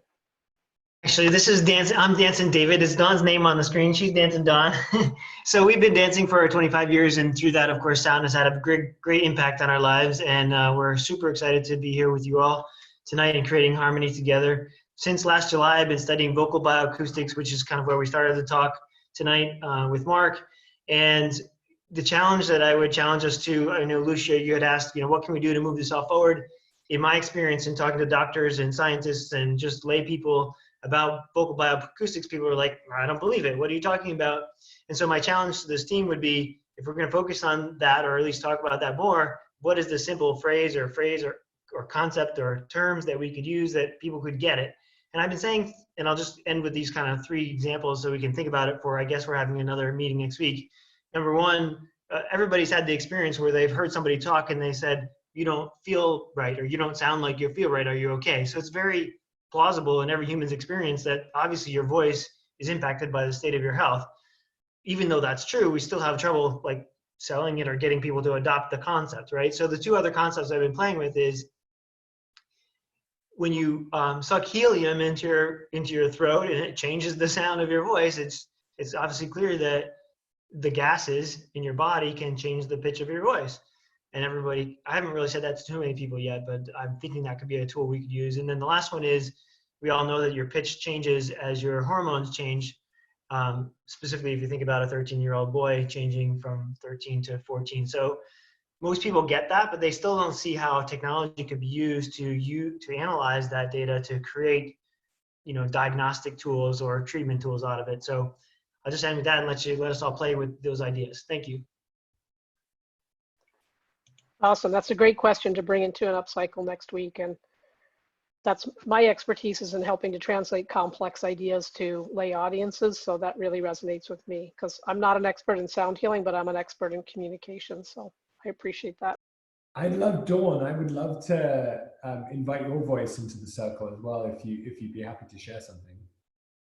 Hi, everybody. This is so exciting. I don't have a lot of background in sound other than I dance. So I'm so excited that you're all going forth with what's happening, because I personally have had a lot of health issues, and they found out it was basically a lymphatic system clog. And the reason why I mentioned that is that I've had a lot of, medical approaches that usually harm me, made things more difficult for me. So I'm so excited. I had some vocal print done last year, and it identified so many things that I already knew about myself, and the vocal print software knew nothing about me other than my voice. And I was just absolutely floored, and I bought into it that quickly because I'm like, this works. And so I'm very happy that it's going to be brought to the masses, and so it can help people be healthy in a low economic way, and then to increase their health quickly in a very low invasive way. And so I'm very excited about that. I personally work with the subconscious mind, and I do that through a method that I use. It's mostly having to do with questions. I do use sound with the reprogramming of the mind, and a lot of people are very aware of the technique of 20 minutes a night listening to reprogramming information depending on the individual's desire. So using binaural beats for that in the theta state is very, very effective. So that's what I'm going to share for now. Thank you. Thank you so much, Dawn. I just brilliant perspective, and I think the at the end of the day, there's your passion for dance, I'm sure, gives you a perspective on sound that's useful to everybody in the circle. So it's very meditative. Yeah, exactly. Amanda, I can see you've got your hand up, and then I'm going to do some introductions. Oh, yes, I just wanted to add one thing about dance that I learned recently, a bunch of research that has shown it's one of the earlier forms of sharing music was through dance, and it creates you see yourself in another phenomenon, and then also the synchronization, moving to the beat with other people, it just like releases endorphins, which, opiates, it's sort of naturally in the body can release, and it increases social cooperation. It's a survival. It's been our strong survival strategy since like the very earliest days. So anyway, dance is, I hold such high regard for lots of reasons, but I thought I'd share that factoid. Thank you, Amanda. I'd love, Leo, I'm going to call on you, but before I do, one of the practices that I've been doing for a while now, I take my daughter to ecstatic dance every Sunday, except for COVID times. And many of us do this here together. And one of the practices I've been doing, which I find so profound, is I will synchronize my breath through holotropic breath with the beat of the music. And I'll do it for about 5 minutes whilst moving. And what I'm focusing on during those times is, how can I remember what my ancestors knew? And I do it specifically, not intellectually, how can I actually remember what they thought, but actually in my body. And I find it a really interesting practice to focus on that with synchronized breath to the beats and moving at the same time. And something really profound happens. It's like the best drug I know, which is after about 5 minutes of that intense, like bringing in the energy, I basically will take one breath like this and stand with a full lungs, like, and stand like a pillar, and try it out. It's pretty good drug, our breath. Yeah, it's amazing. So with that said, Leo, thank you so much for being with us. Leo is a dear brother. I've camped with him at Burning Man for several years. We've gone on all sorts of wonderful, crazy adventures together to all sorts of realms. And we are, I'm a huge fan of Leo's. He does these incredible circles called the Sonic Shamanic, and is just really at the forefront of a lot of the things I'm most interested in. So, and author of a new book, and just all round epic human. So Leo, I'd love you to introduce yourself. Thank you, Lucian. Can you all hear me? Yeah. Yes. It's really, this is amazing. I didn't really quite know what to expect, but it's been really extraordinary to hear you all speak. Thank you, Lucian, for bringing together people around such an interesting topic. And Josh, it's really nice to see you. So anyway, that feels good. My name is Leo, and for the past 3 or 4 years, my collaborators and I, a collaboration that we call the Sonic Shamanic, have been working with sound and sacred space and community to try to use that combination of things to help people ascend into these holotropic estates of consciousness, which Stan Grof termed holotropic, meaning moving towards wholeness. And he uses that term to address a subset of expanded states of awareness in which an inner healing intelligence emerges. And of course, he was an early pioneer in psychedelics, and so that's how he knows about that inner healing intelligence. And I've become very fascinated also with breath work and sound, and really have found that the combination of these helps people ascend and go into states of self-healing. So in the old era, we would do these live, and I would work with small groups, 10 or 12 people, often with cannabis. And we had graduated to large groups. We did an event maybe with 120 people, right? And I guess it was the end of January, and it was quite lovely. And we were getting ready to kind of continue doing that, and then everything changed when we went into this new era. And so it's been very interesting. Okay, what now and what next? So I've been spending the past month trying to figure out how to translate sound, how to capture and translate sound over the interwebs. And it's been a really frustrating and also fascinating exploration. I've never really worked with mixers and microphones and play acoustically with a PA usually. And so it's been a really wonderful journey. And that time in Marin felt to me, honestly, like a sacred time of training, right? It was just a wonderful community. You know, Lucian and I met at a sonic shamanic event for Esalen in San Francisco a few years ago. And I was looking for ways to start expanding out into the world, to see if sound can heal people who have, you know, who don't have easy access on every Friday night to a sound healing. So when Lucian said that you guys are getting together to explore bringing sound healing in hospitals, it really excited me. So I did my first event online for the Psychedelic Liberty conference this weekend. We had maybe 70 people there. And while it wasn't perfect, it really worked. People reported journeys, like heavy trips. And so I'm excited about that, and I'm excited to explore. On the other side, I have an organization called Psychia Institute, and we do research into these integrative holotropic therapies. We define those as therapies that get people into holotropic states that also integrate with one another, and also with more traditional psychotherapy.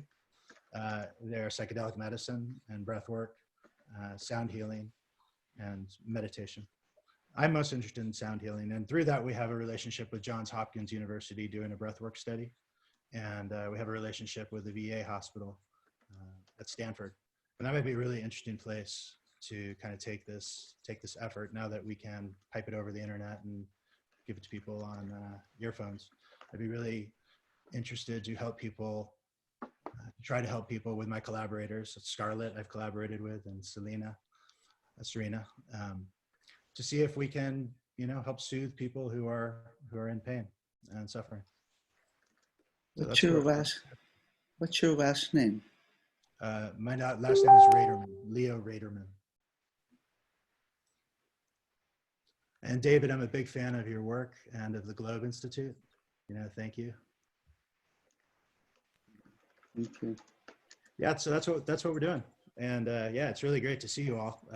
And I'm super excited to start doing sound healings. I can, so I'll do one soon with you, Lucian, and it's all kind of an experiment. We see where we go from here. I do think there's an enormous opportunity. People are looking for new ways to treat themselves, to take agency over their health and well-being. And we have a wonderful opportunity where people are open-minded and captive audiences to let them try something new.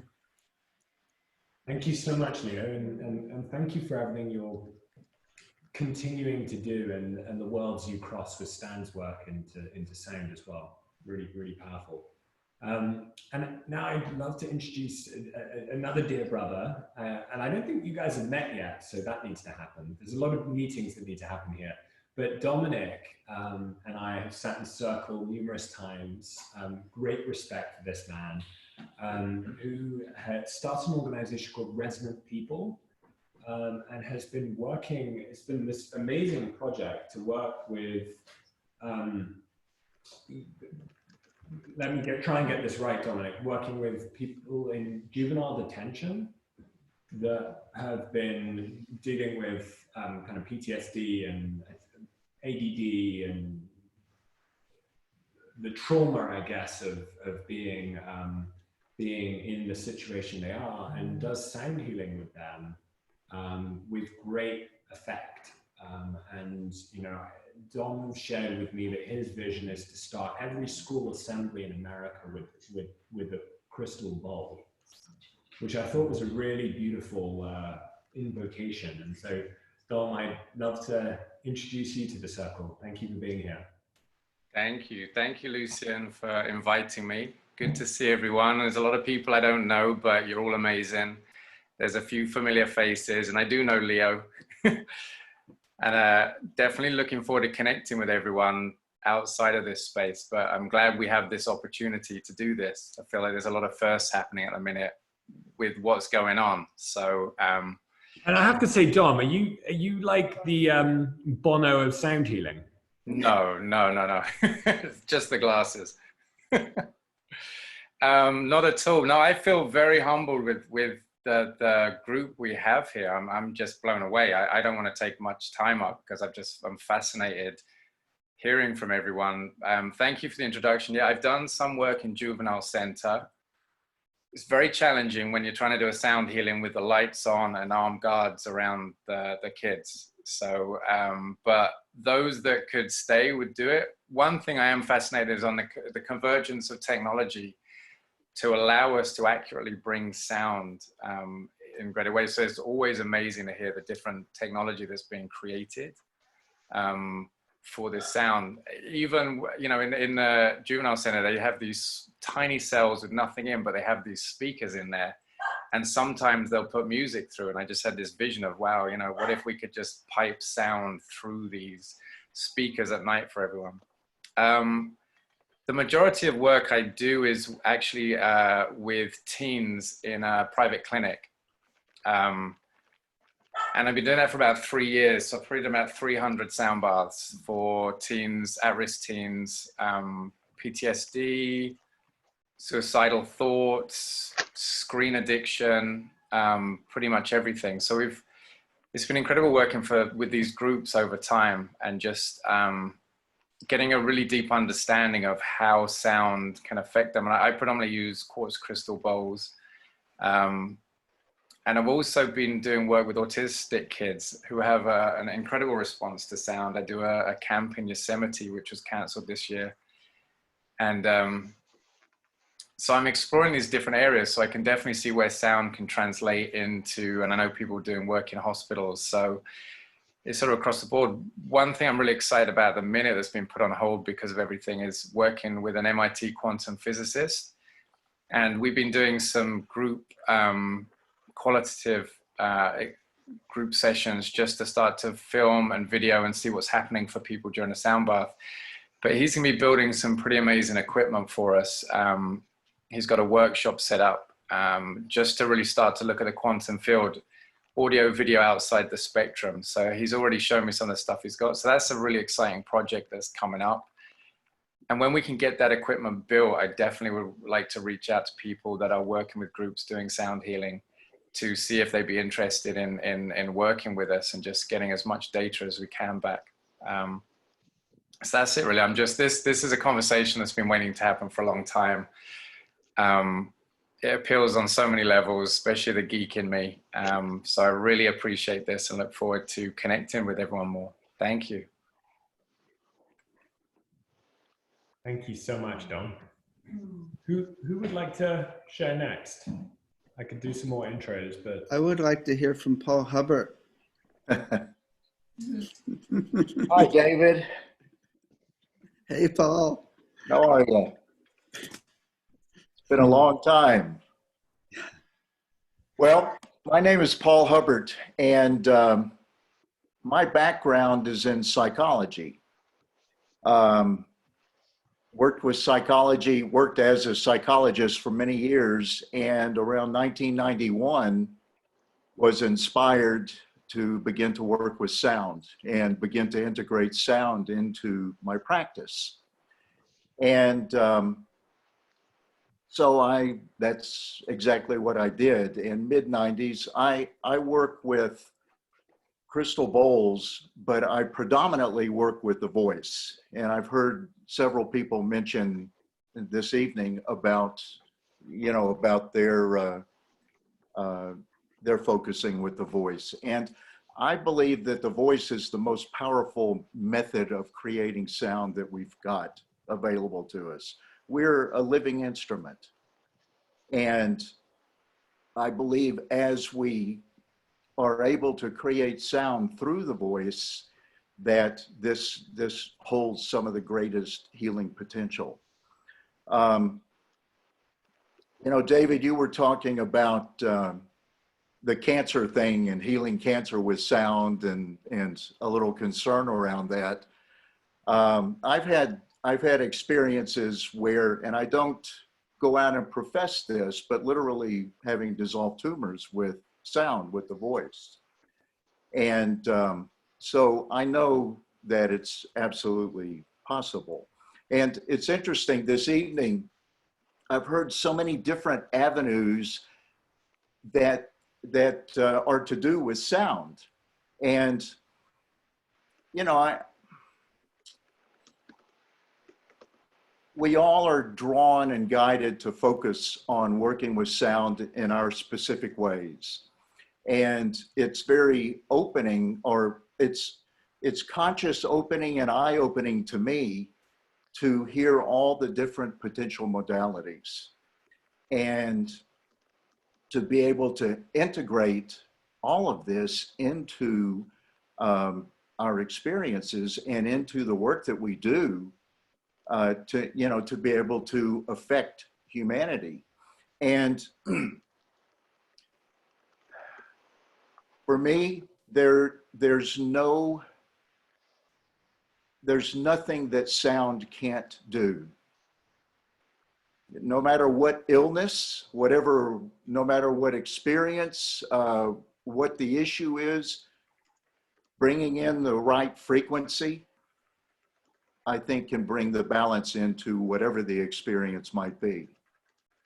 And so I believe there are no bounds in what we can do with our work with sound. I've been working directly with sound and how it affects the human body, the human emotions, physically, and every aspect. Spiritually, predominantly my work has been on a intuitive level. You know, it's great. I love the fact of all the science that's coming in this evening and the people that are sharing, you know, your information that you have from a scientific base, because that just further validates what I do. And thank you for that. But again, the way I approach the work is from an intuitive place. And I like probably many of you, I teach this work, teach it all over. And well, I don't know what else to say. You know, I really am enjoying, I want to thank Josh for inviting me to be here this evening. And I was trying to emulate him a little bit by growing a beard, but you know, it's just not working out that well. You know, we haven't been sequestered long enough for it to really come in. So I think I'm going to end up having to shave it pretty soon. I don't think there's many men in the world with a beard as good looking as Say that again? Partner, Josh here. I'm grateful to my father for that one. I'm grateful to Paul for joining us and sharing this. He's been my teacher in sound alchemy and in therapy as well. He's helped me through a lot in my life. I'm very grateful to him and his teachings. And from that, for me, very intuitive as well. And ultimately, through intuition and following my heart and the way the sound would take me and heal me and others around me, seeking that validation. And you know, I had a knowing through experience, as many of us on the call have.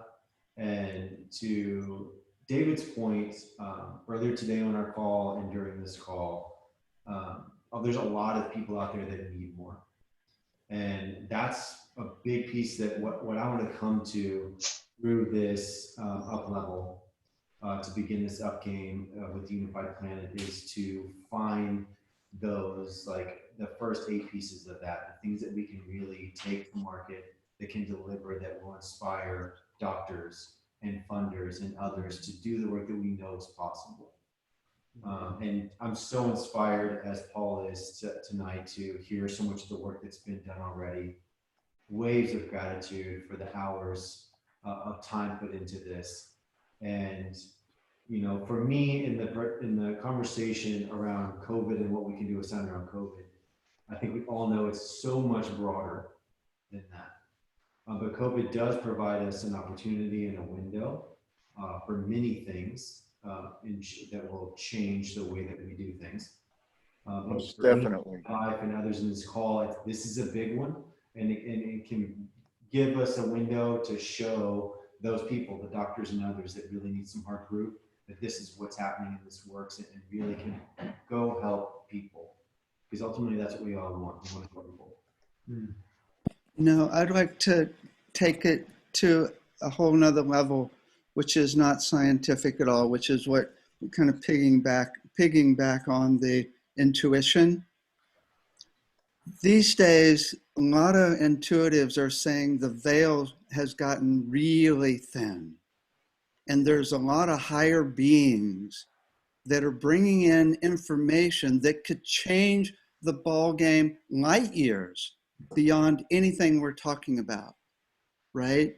And so I think a large part of it is really trusting intuition and really listening for this information and doing sound, as Lucian was saying, to get in the zone, doing sound to get into full brain synchronous, left and right brain synchronization, you know, so that you can really ask and then receive this new information, because I think the world could change drastically very soon with new techniques that are from higher beings, much less source. Well, and we can't, depending on the audience we're speaking to. Right, you gotta be careful. Yeah, we have to be careful about those higher beings. Right, of course. Whereas we know they're there, but, you know, can't always, you know, name them. Imagine one day you go into the hospital and they say, Archangel Michael or Gabriel. Okay. Yeah, which one are you for? Yeah, oh no, the Hathor room I went. It's like the Hathors, they're my buds. There's a lot of Catholic hospitals in this country. Speaking of, well, then would be calling in Mother Mary and Jesus and Saint Francis. I would like to mention something about the higher self to add to what you were saying, Trisha, earlier about the mugongo, which is a kind of like a bow-like instrument where the musician plays it and gets it close to the mouth and opens and closes the mouth as the string is being hit by a little stick. And that changes the Helmholtz resonance in the mouth, and it brings awareness to the various overtones, which regulate the heart rate variability, affects the brain, both hemispheres, create a coherence, something I studied with the Bouiti in Gabon. And it's something curious that we always, as sound practitioners, gravitate toward instruments that emit harmonic overtones to clearly audible level. And that's something I focus on. What is that? It's the place where harmony comes from. It's an infinite series of mathematical ratios that seem to quiet the noise, shift the noise to signal ratio within us, allows us to snap out of the misguided perception, out of the grip of the reptilian brain, out of the habitual patterns, the suffering, the post-traumatic stress disorder, or more accurately, post-traumatic stress injury.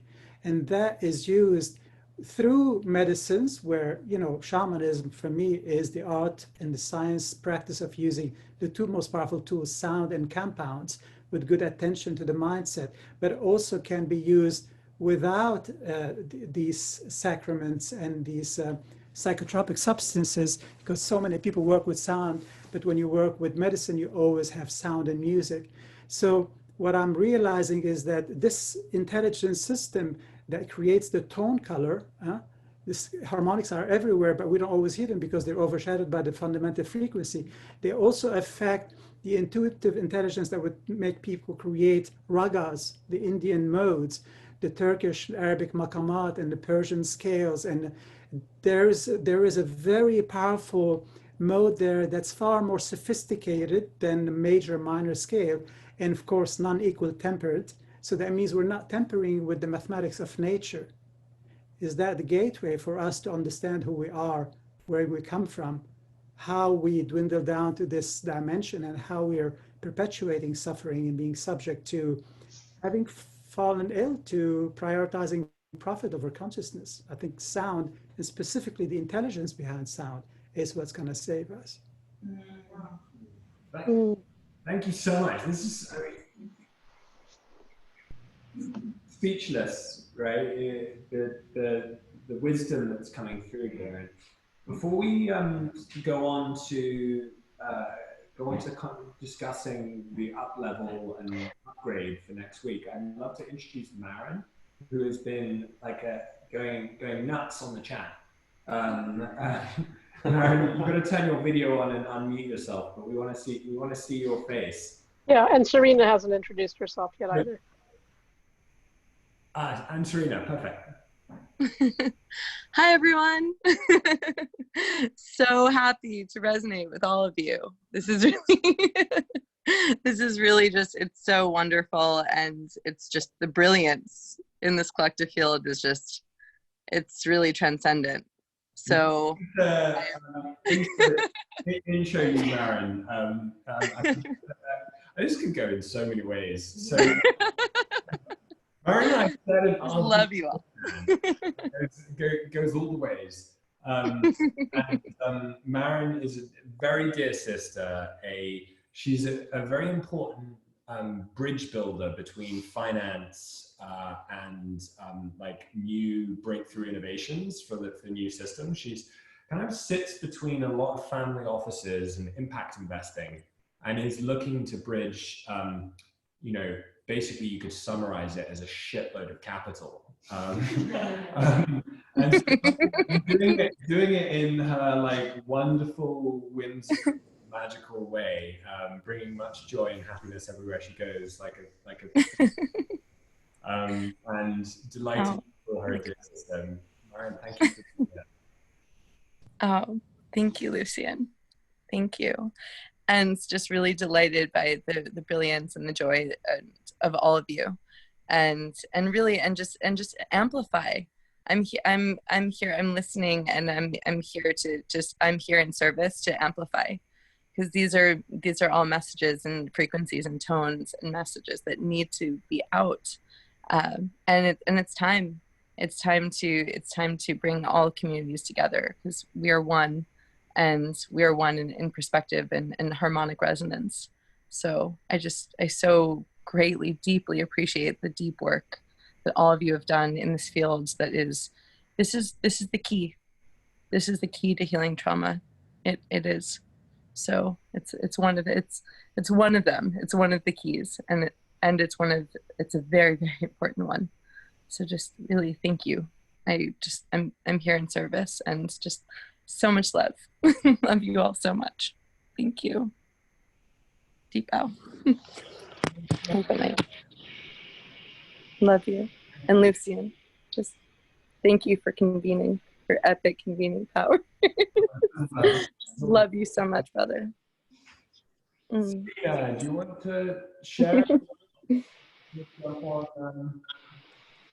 Yeah. I actually introduced myself first, but Okay, yeah, totally. That's okay. But I will just echo, everything that everyone's saying here is so powerful. And I wanted to share that I'm coming from, you know, this place of understanding the 5 senses and what's being overstimulated right now. And I'm a big proponent of opening the voice and understanding that interconnection of our silent voice versus what we're expressing. And much like Paul and Alexander mentioned as well, that we are our own instrument, and the way we connect is through this frequency. And I love some of the words that came up today, like primal tech, that just really stuck out to me. And I'm really looking forward to connecting more with everyone. I'm also doing a little bit of work with a psychedelic assisted therapy clinic called Polaris. We've been pairing ketamine with sound journeys and using specifically not just playlists of electronic music, but actually before a client is completely up and fully in their journey, bringing them up through their voice and letting them feel expansion in their own frequency. So I'm really excited for what's to come with connecting with all of you.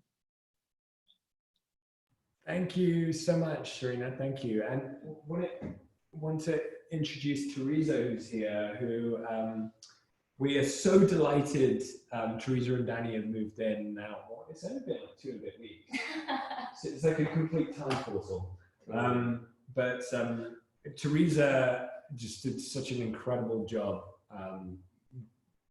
making the festival last week happen, and is deeply passionate about this topic, and works at Reimagine, which is bridging worlds right at the center of this. So we'd love you to say what before we go on to the UPlevel. Yeah, thank you. It's been so nice to hear, and I've just been so grateful to hear. But yeah, I wanted to just say specifically, because this gathering today was kind of a bridge between sound and healing, and specifically for palliative care. For those of you who don't know Reimagine, they're a nonprofit that is working to create spaces and conversation around end of life. So it's a really big mission, and especially in our Western societies where there just historically have not been spaces for that. And especially at this time, there's a great call for healing and opportunity to look at how we might want to reframe this conversation and approach. So they typically have these big festivals in New York and San Francisco, and with COVID and everything going virtual, they are now launching their global virtual festival. And so we're kicking it off on May 9th, and Jack Cornfield is kicking it off with us with this beautiful virtual vigil that they have every month on the 9th, since that was the January 9th was the first death of COVID in Wuhan. And so I just wanted to invite for everyone here, the festival is just going to be stellar, with so many offerings from around the globe coming together. Everything from arts, like performances and music and wellness and workshops and talks, and large organizations coming together to talk about palliative care, and just really, really wonderful opportunity, again, to gather in this type of conversation. And the themes are celebrating life, facing death, and loving fully. And then the 4 pillars are around wonder, preparation, remembrance, and wellness. And so sound has been a continuously explored topic. And so for anyone who feels called and wants to work with us, I'm looking to partner with people and really do some big featured events, at least one a day. That specifically is in wellness or sound and healing.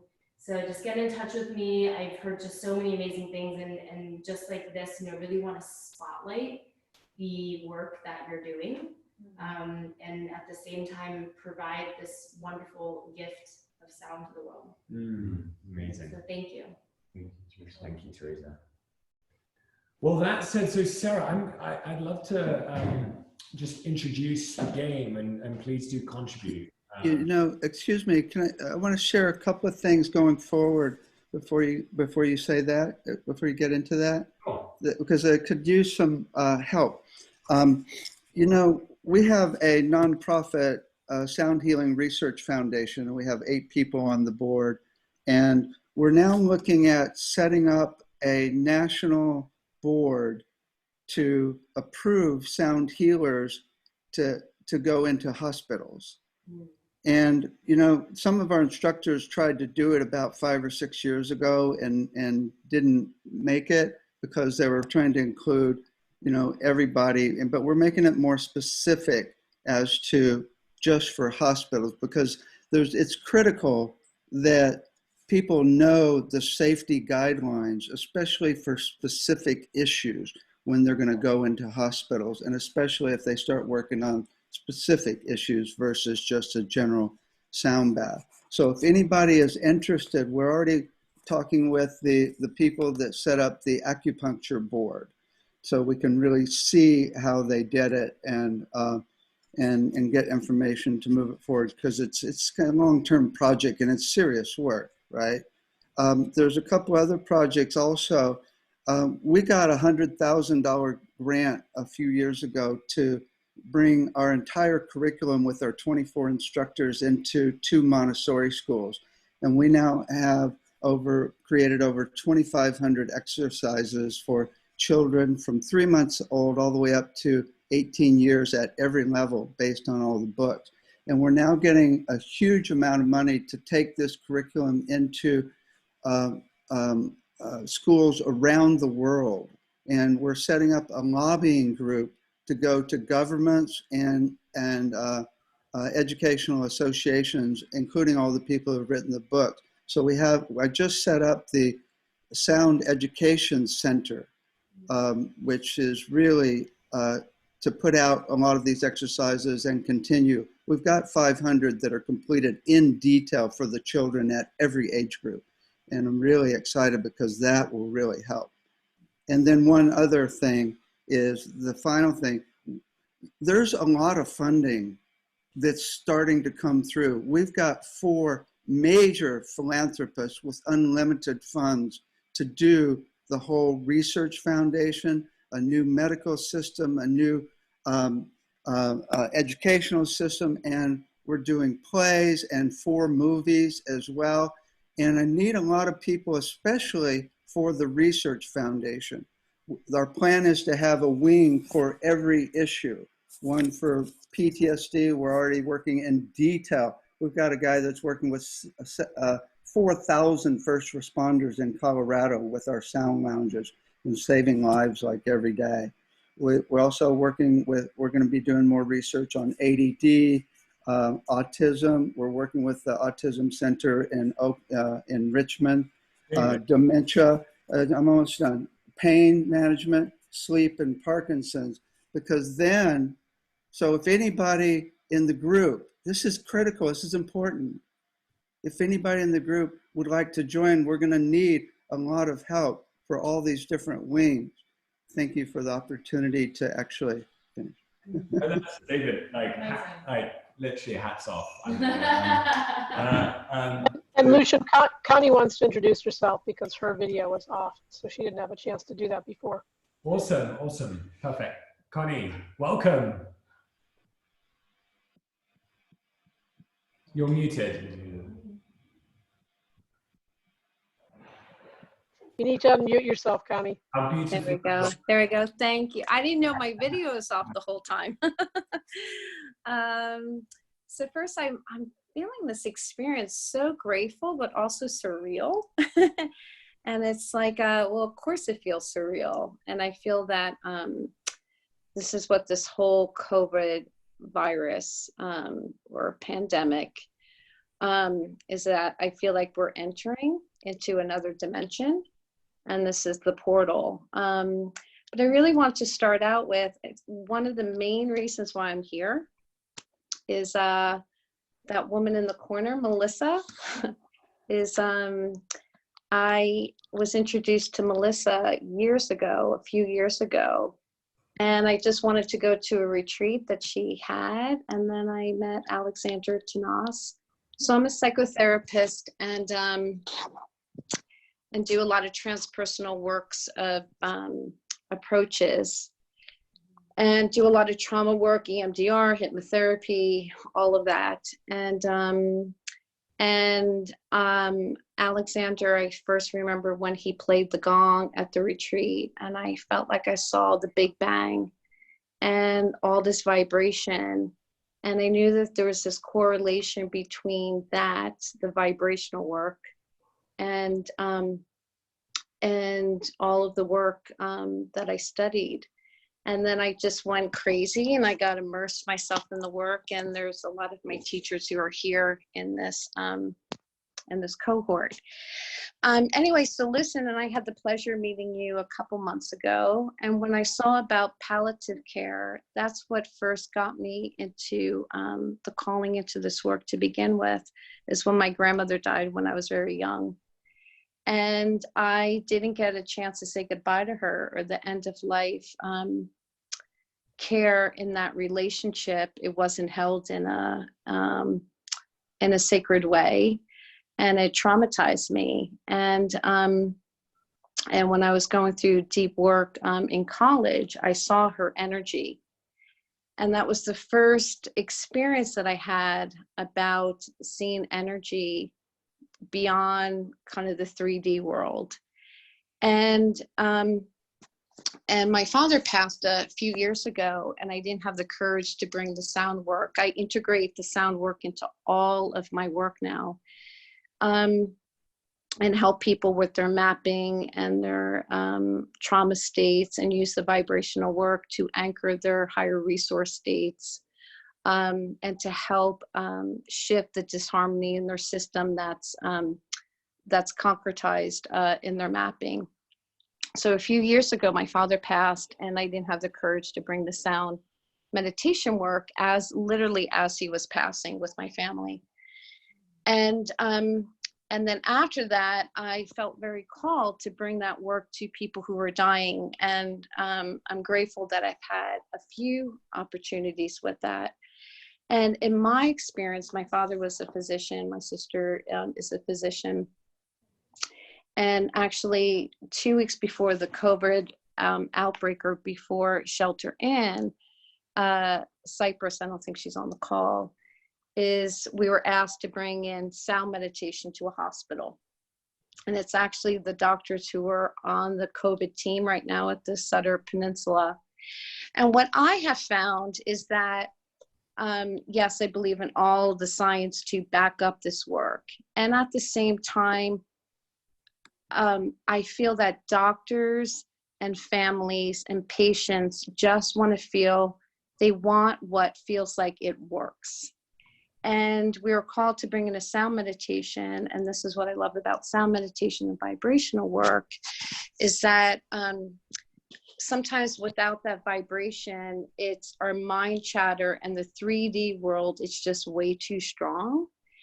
And then I feel that there is a big opening for this work. And I just have this image about, especially with COVID, is that people are dying without their family members around them, or they only have their family members around them for an hour, for a very, very short period of time. And so one of my, I feel like, callings in the midst of what everybody has brought, which is so amazing and so beautiful, and I'm so grateful, is about how we can bring vibrational work to people, and particularly people that feel like are, separated from their families, people who are in the old age homes, and they feel that they can't connect to their community. So anyway, so just a lot to say, but I'm just very, very, very grateful to be here, and that this was all kind of manifested, and very grateful for all of you who have done that and are present tonight. So thank you. Connie, thank you so much. Thank you, thank you. I added Cypress here, so welcome Cypress. Oh. Cypress was on the webinar. What I'd love to do, firstly, Amanda, give me the let me know if us groupies here are gonna get a treat. No pressure. let's see. So I need to do an intro first. And I have an answer to that. Okay. You go ahead. Oh, sorry. I thought you wanted to do the intro first. I'm just gonna wonder if we should hold space for that or not. I feel like I need to leave it up to you guys to decide. It's not necessarily, I don't know how to ensure that it will be stereo on your side, and also headphones would be great if you had them. I'm also performing in a couple days online with an audio setup that will be that will support the technology. I would love to invite you, each of you, to join on that. I could give you more information for that. I also am sort of a risky experimental person, and I'm also happy to sort of sing through your speaker system if you guys think that would be fun. So if you wouldn't mind, I think it's kind of appropriate for the space. When we wrap up the call, we're just going to go a little bit into what's happening next week with the UPlevel. But when we wrap up, if you wouldn't mind doing something, I think it would be a perfect way to close us. That'd be awesome. So, well, thank you, Amanda, and thank you just everyone for participating. Thank you for Joshua for cooking. I hope you all enjoyed it. It was delicious. Yeah, just to introduce the hi Cyprus. Great to see you here. Hi. So thank you for being here. So what we would love to do now is just introduce the UP game, the Unified Planet game, and what's going to kick off next week, and really this invitation to everyone that's joined us in a circle to participate in this. So really, if we zoom out, the world right now is definitely out of balance, out of harmony. I think sound's a great metaphor. Like we are not, we're sort of jarring ourselves and our own lives, and certainly the biosphere. And so how to respond to these moments in COVID, as Churchill said, never let a crisis go to waste. And so it feels like a really unique opportunity to rise to the occasion on so many fronts. And so we formed this game called the UP game, the Unified Planet game, as a way to bring together community leaders working on local solutions to planetary challenges. And so the whole idea here is how we can create a space of, Cyprus, would you mind muting your mic? Sorry, apologies. No worries. Thank you. So the intention is to basically create these cooperative circles that work together over an 8-hour period. Now we've just done 2 hours together. So there's 6 hours to go in what we call an UPlevel. And an UPlevel is kind of, think of it as a level in the game. It's a group of people that share a purpose and share a passion, coming together to apply collective intelligence, kind of think of it as like self-organizing collective intelligence to a particular invitation. And this week is obviously sound technologies and sound healing in hospitals. And what this is based on is actually our own metaphor of balance, which we see as the yin-yang symbol. And so the way we design these UPlevels is they're designed for kind of perfect harmony between play and action, between being and becoming, between self-mastery and collective thriving. And so the way what that actually manifests as is 4 hours of yin and 4 hours of yang. Now we've done 2 hours. We think of the dinner as a yin. And then what we're going to do next week is on Monday at 11 a.m. Pacific, kick off a series of 4 90-minute meetings. The first half an hour of those meetings will focus on yin. So we'll do things like breath work, we'll do sound together. Amanda, we hope definitely you'll come in and give us an experience. We'll basically try and have as much fun as we humanly can as a group. and you know, extra gold stars for anyone that can think of ways to add more fun to the fun of our first half an hour together. The idea is to connect really deeply and put ourselves in a space of creativity, of like infinite possibility, of being able to best serve the moment, to serve the yang part, which is collective action. And so the yang is, we essentially have 4 hours, an hour Monday, Tuesday, Wednesday, Thursday. And the intention is to come up with 8 upgrades. These are 8 fundable community solutions to local or planetary challenges. And so each upgrade can be summarized in a single kind of artifact, a digital artifact that comes out there. And then within that artifact, that upgrade artifact, we will share a meme, we'll share fun videos, we'll try and get that artifact in a place that it's going to get shared as widely as possible. And in doing so, the intention is those 8 upgrades are put in front of investors, in front of other people that can help make that happen. And then we go into the next up level, which is the kind of almost like a pyramid or a conveyor belt. Each up level produces up to 8 new up levels, and so on and so forth, until everything's done.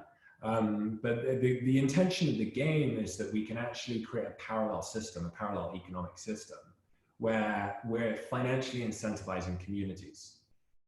And so what we'd like to do, and we need everybody's help with this, because this is the first one we've done outside of our own experiments, is we'd really like to get into a place where everybody that participates in the up level gets paid, and our intention is can get paid up to $1,000. Everybody can choose what they would like to get paid, so you don't need to get paid. You can keep it in the pot for future up levels if you wish. But the intention is that we can move into this space, and so we're going out and speaking to funders, philanthropists, sponsors, you know, investors to drive this forward. And our hope really around basically sound healing in hospitals is we can shine a light on the best 8 ideas, or they could be even more mature than ideas, the best 8 projects, the best 8 community initiatives. Like David gave a number of examples, Mark gave it. I mean, we've been hearing different examples of this throughout the evening. And the idea is for us as a circle to agree on these are kind of like the priorities that we really want to shine a light on and apply our collective intelligence to.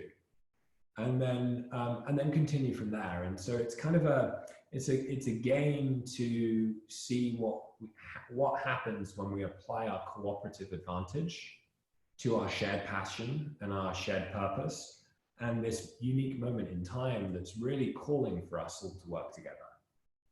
And so that's the invitation, and we'd love to follow up. We'd love to invite you there on Monday at 11 a.m. It's going to be 11 till 12:30 Pacific each day. And feel free, if there's people that you think need to be around that up level, need to be part of that up level that you would recommend, we'd certainly welcome that. We are the passionate groupies here, looking to support your work rather than direct it. So we're here to shine a light and then put it in front of the noses of as many investors as we can, and try and just like catalyze amplify the sound, basically. With that said, maybe Sarah, if you want to add anything more to that. One last thing. It's really cool. So I've been part of the World Economic Forum. There's a community there called the Young Global Leaders, which is a network of about 1,200 people that you need to be below 40 when you get in. But it's people like Mark Zuckerberg. There's like, you know, film stars, heads of state, like city mayors, etc. Academia, and an amazing network. And they're kicking off on Friday a global conference, you can think of it as a kind of conference festival with the World Economic Forum around culture, the arts, and sport. And they've asked us to do either it's going to be a 30-minute or 1-hour segment to the World Economic Forum community to present the concept of the up game as a transformation engine, as basically a kind of flywheel to create the planetary commons, or a kind of a commonwealth engine. To present that game, kind of a la Buckminster Fuller's New World Game, as a concept, and then use the outcome of the upgrades of our work together as a case study 24 hours after we've done them. So it's a really cool platform that could potentially get in front of a lot of people, and therefore could potentially move a lot of money, which I think is the thing that we all need to do right now. One of the things. So that's another opportunity that would love, your participation and your kind of like devotion to the best possible upgrade to kick this process off. And Sarah. Yeah, I think that's a great introduction to what we're seeking to do here. And this is really just an effort to amplify the work that's going on and to create new synergies and to bring people together in new ways and to create new opportunities for communication. So I think the amount of brilliance it's here and the amount of projects that are already going on are just wonderful. And our goal is to help create some energy around this opening right now to help move some things forward by bringing people around you who can bring support and bring in new resources, and by bringing new collaborations together. I do also want to invite Emil to say something in here, because Emil Jansa and I were the two people who kind of were the seed of this, and Emil's talents and gifts as a sound healer were inspiring to me, and I really was drawn to reach out to help create this because of Emil. So I want to invite Emil to speak into what you would like to see come out of this. Hi, Sarah. Thank you. Thank you, Lucian, for putting this all together, and all of the amazing people that have shown up. My soul is resonating so powerfully. I'm having to really breathe deeply to stay grounded among all the energy I feel flowing. So I don't have anything more particular to add. I feel the energy is moving in powerful ways, and that the intentions are clear, and we're in our hearts with this. And I just want to see the world up-leveled, so to speak, and the next layer of the game of life and the game of love and connection, healing, and empowerment to really be amplified through this resonant field and collective intention that we're creating and moving through this new period of time that we're all aware of. So thank you.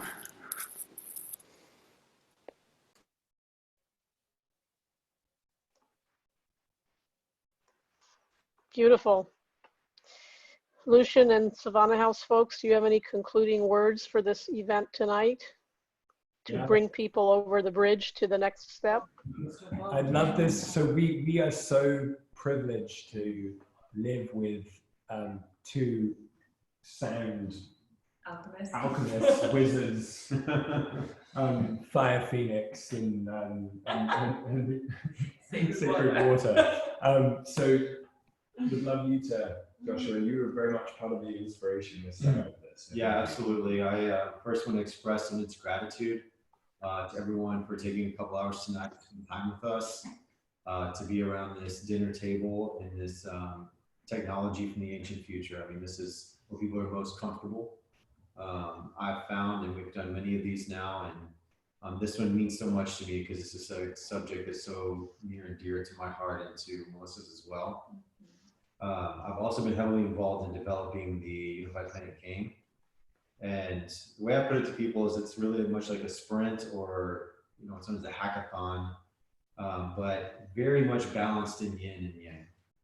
And a lot of us, we all love to talk about harmony. And what we've developed with this process is a harmonic way to move into ideating and finding the right projects, solutions, and everything that's out there, from the most qualified people that we can find, to have some real meat on the bone of things that we can go to funders and investors and give them something that's quality, that, like, as we spoke about earlier tonight, something that's intuitive to me, but really finding the science behind it and the way to make things black and white and easy for people to understand, so that we can all get the resources that we need. I'll be fully involved from start to finish with this update this coming week. And I'm asking each and every one of you, some of you are my teachers, and I've sat in sound and circled with many of you as well, to join me and the rest of the group here in that effort. I think it's very much worthwhile, 6 hours of your time. If nothing else, you're going to spend it in sound and in a bit of ceremony and a bit of ideating, and I think you'll find yourself more inspired, and you'll know more about yourself and what it is that you want to do in this world that we're now, that's coming on. And for me, I think it would mean a lot. It would mean a lot to all of us for you to join us and for you to bring your expertise and to see what we can do. I'm really excited, and speaking of intuition and having a feeling, I know that there's some big things that are going to come out of this. And I'm excited for all of us to be part of it. Thank you again for joining us tonight. I'm just curious where my dinner plate is, Joshua. I'm not seeing it. How about we do a group hug? Let's do a group hug and do sound of a group hug. Oh, yeah, because we're kind of missing out on hugs these days. You're going to lead us, David? Yeah, okay. Everybody imagine. And you, just before you go, could we just check, are you good to follow our unified sound? Was that directed to me? Yes. Okay. I was so excited for the group energetic hug that I just was distracted. Yeah. Can we get back to that? And who was even leading? I can't even see your video.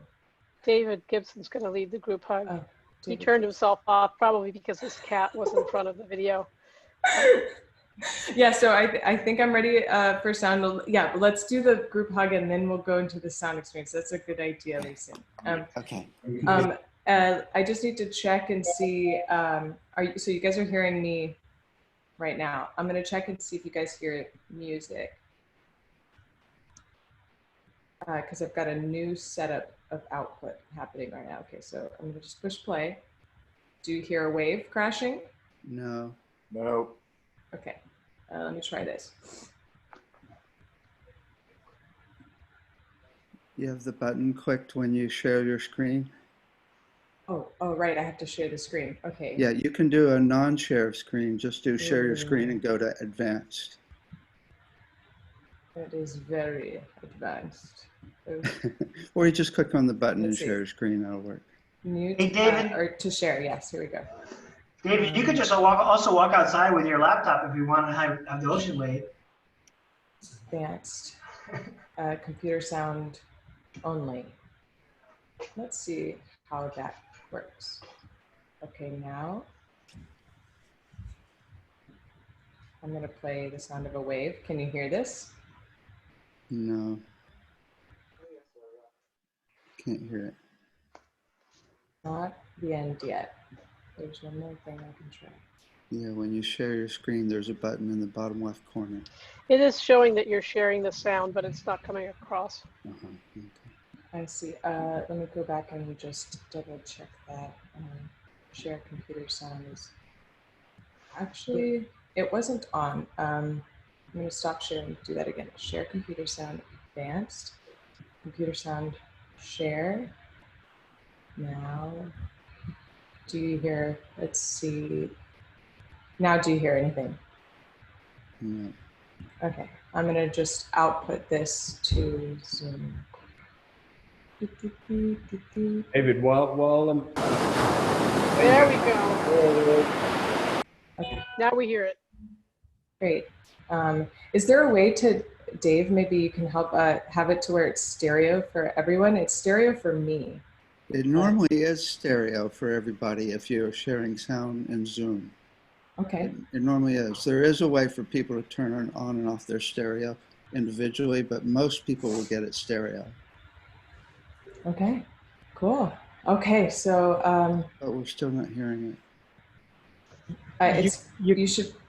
Amanda, you can also do go to preferences and go to audio, and then press advanced, turn off the gating, probably the first 2 tabs. It's probably vetoing on the sound. Try that. Okay. Hey, I'm about to perform. My partner just walked in. Do you want to listen? I don't think there could be a better way to start to wrap this all We could down. all make wave sounds for you. Figure out how to Yeah. So I had stopped playing it. I think it was working. You guys heard it? You guys hear this? Yeah. Okay. Yeah, we're good. We're good. We're all set. And then, yeah, when we're ready, I'll just go ahead and start. Well, David, do you want to start and lead us into our hug? And then we'll go on to Amanda next. Okay. So everybody, imagine you're in a group hug with the whole group here.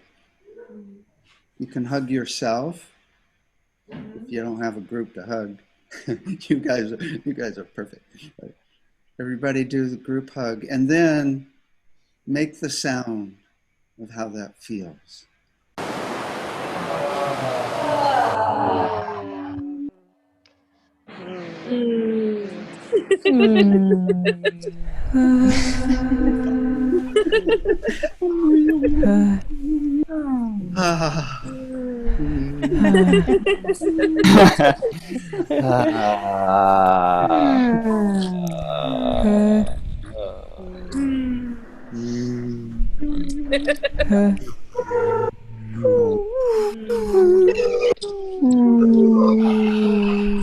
A little further. Let's do a group hug with the whole planet. The whole planet. We're hugging everybody on the planet.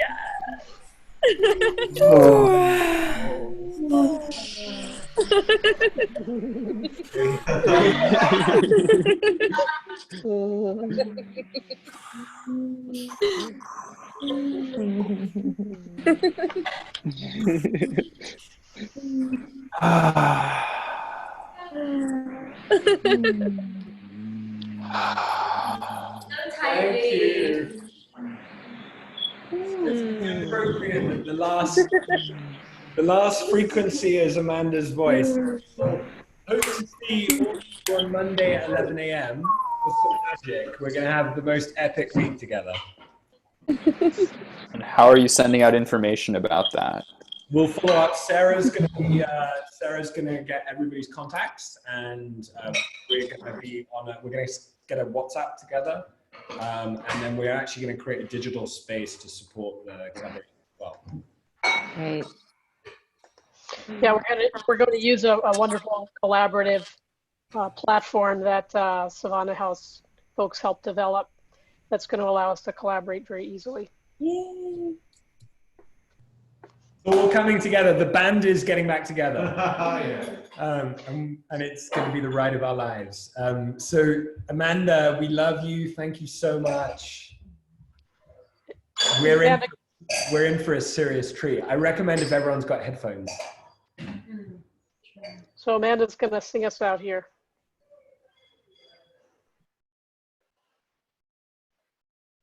And if everyone can mute, that'd be great.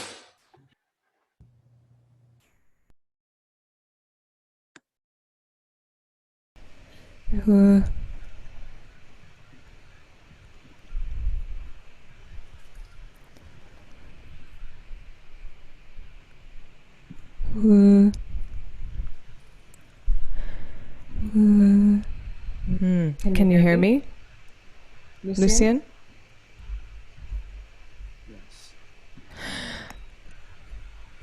The effects on my Ableton are no longer working with this output setting.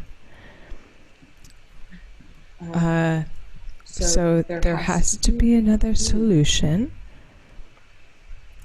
but it's not happening now. I'm so sorry, everyone. That was a really good group hug.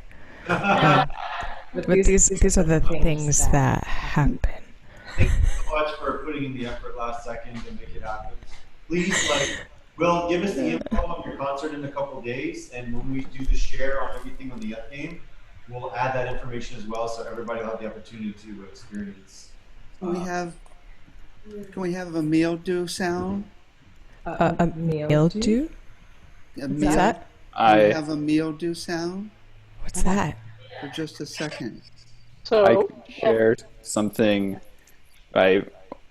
Amanda, do you want to sing and do something with what you have produced there? I think we're all ready for that. But Okay, I can play a piece.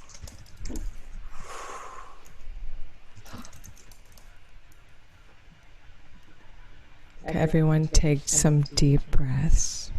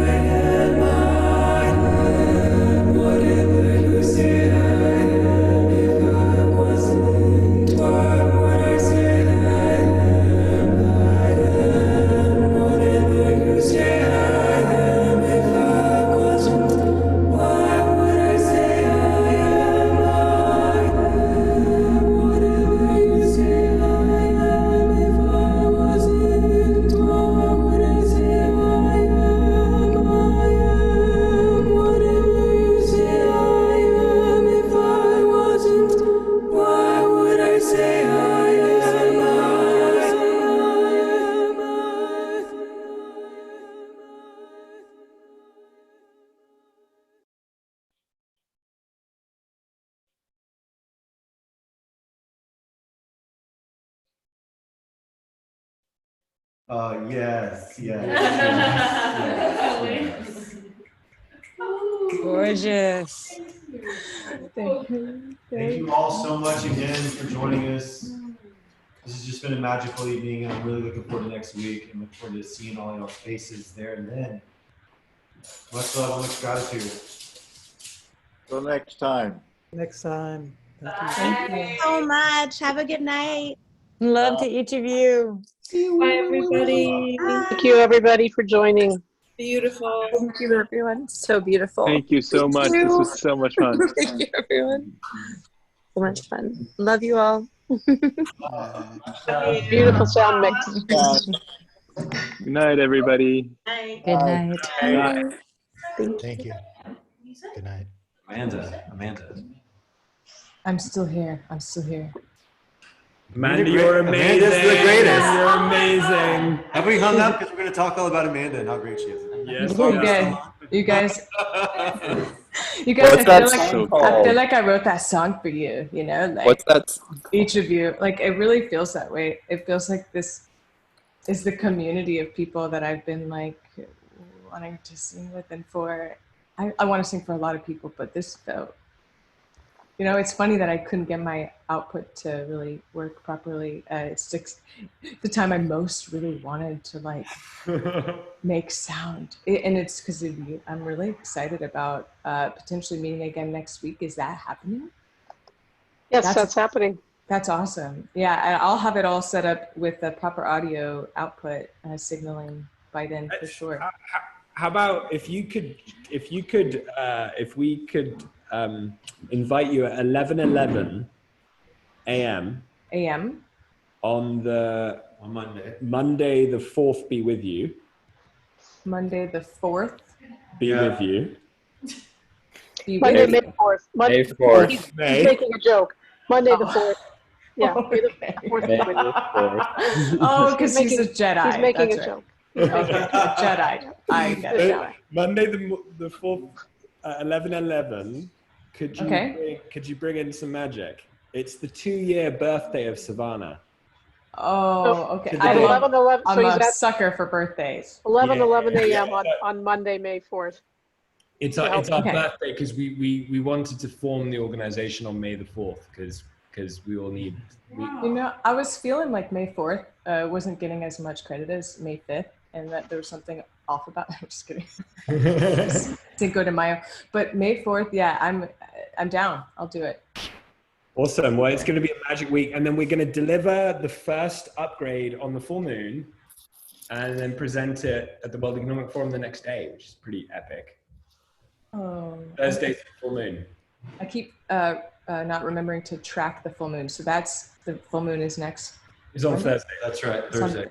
Thursday. Awesome. It's okay because it tracks you, so it's okay. It knows me well enough, you know. Yeah. Okay, that's nice. So Thursday also, is that what you're saying? So this will be going on? What we're going to do is we're going to meet on Monday from 11 till 12:30. And then repeat that meeting every day. I'll add you to the calendar invite. We'll repeat that meeting every day till Thursday. So it's basically 90 minutes a day. And our intention is that people can get paid from this as well. We do need to raise that money, but I think it's important work, and I'm pretty sure it's going to get a bunch of interest to support it. And yeah, our goal is to really just shine a light on the incredible work that's happening around sound, and just bring it into more people's awareness that this is something we should pay attention to as one of the central pillars of, you know, accelerating a civilization fork.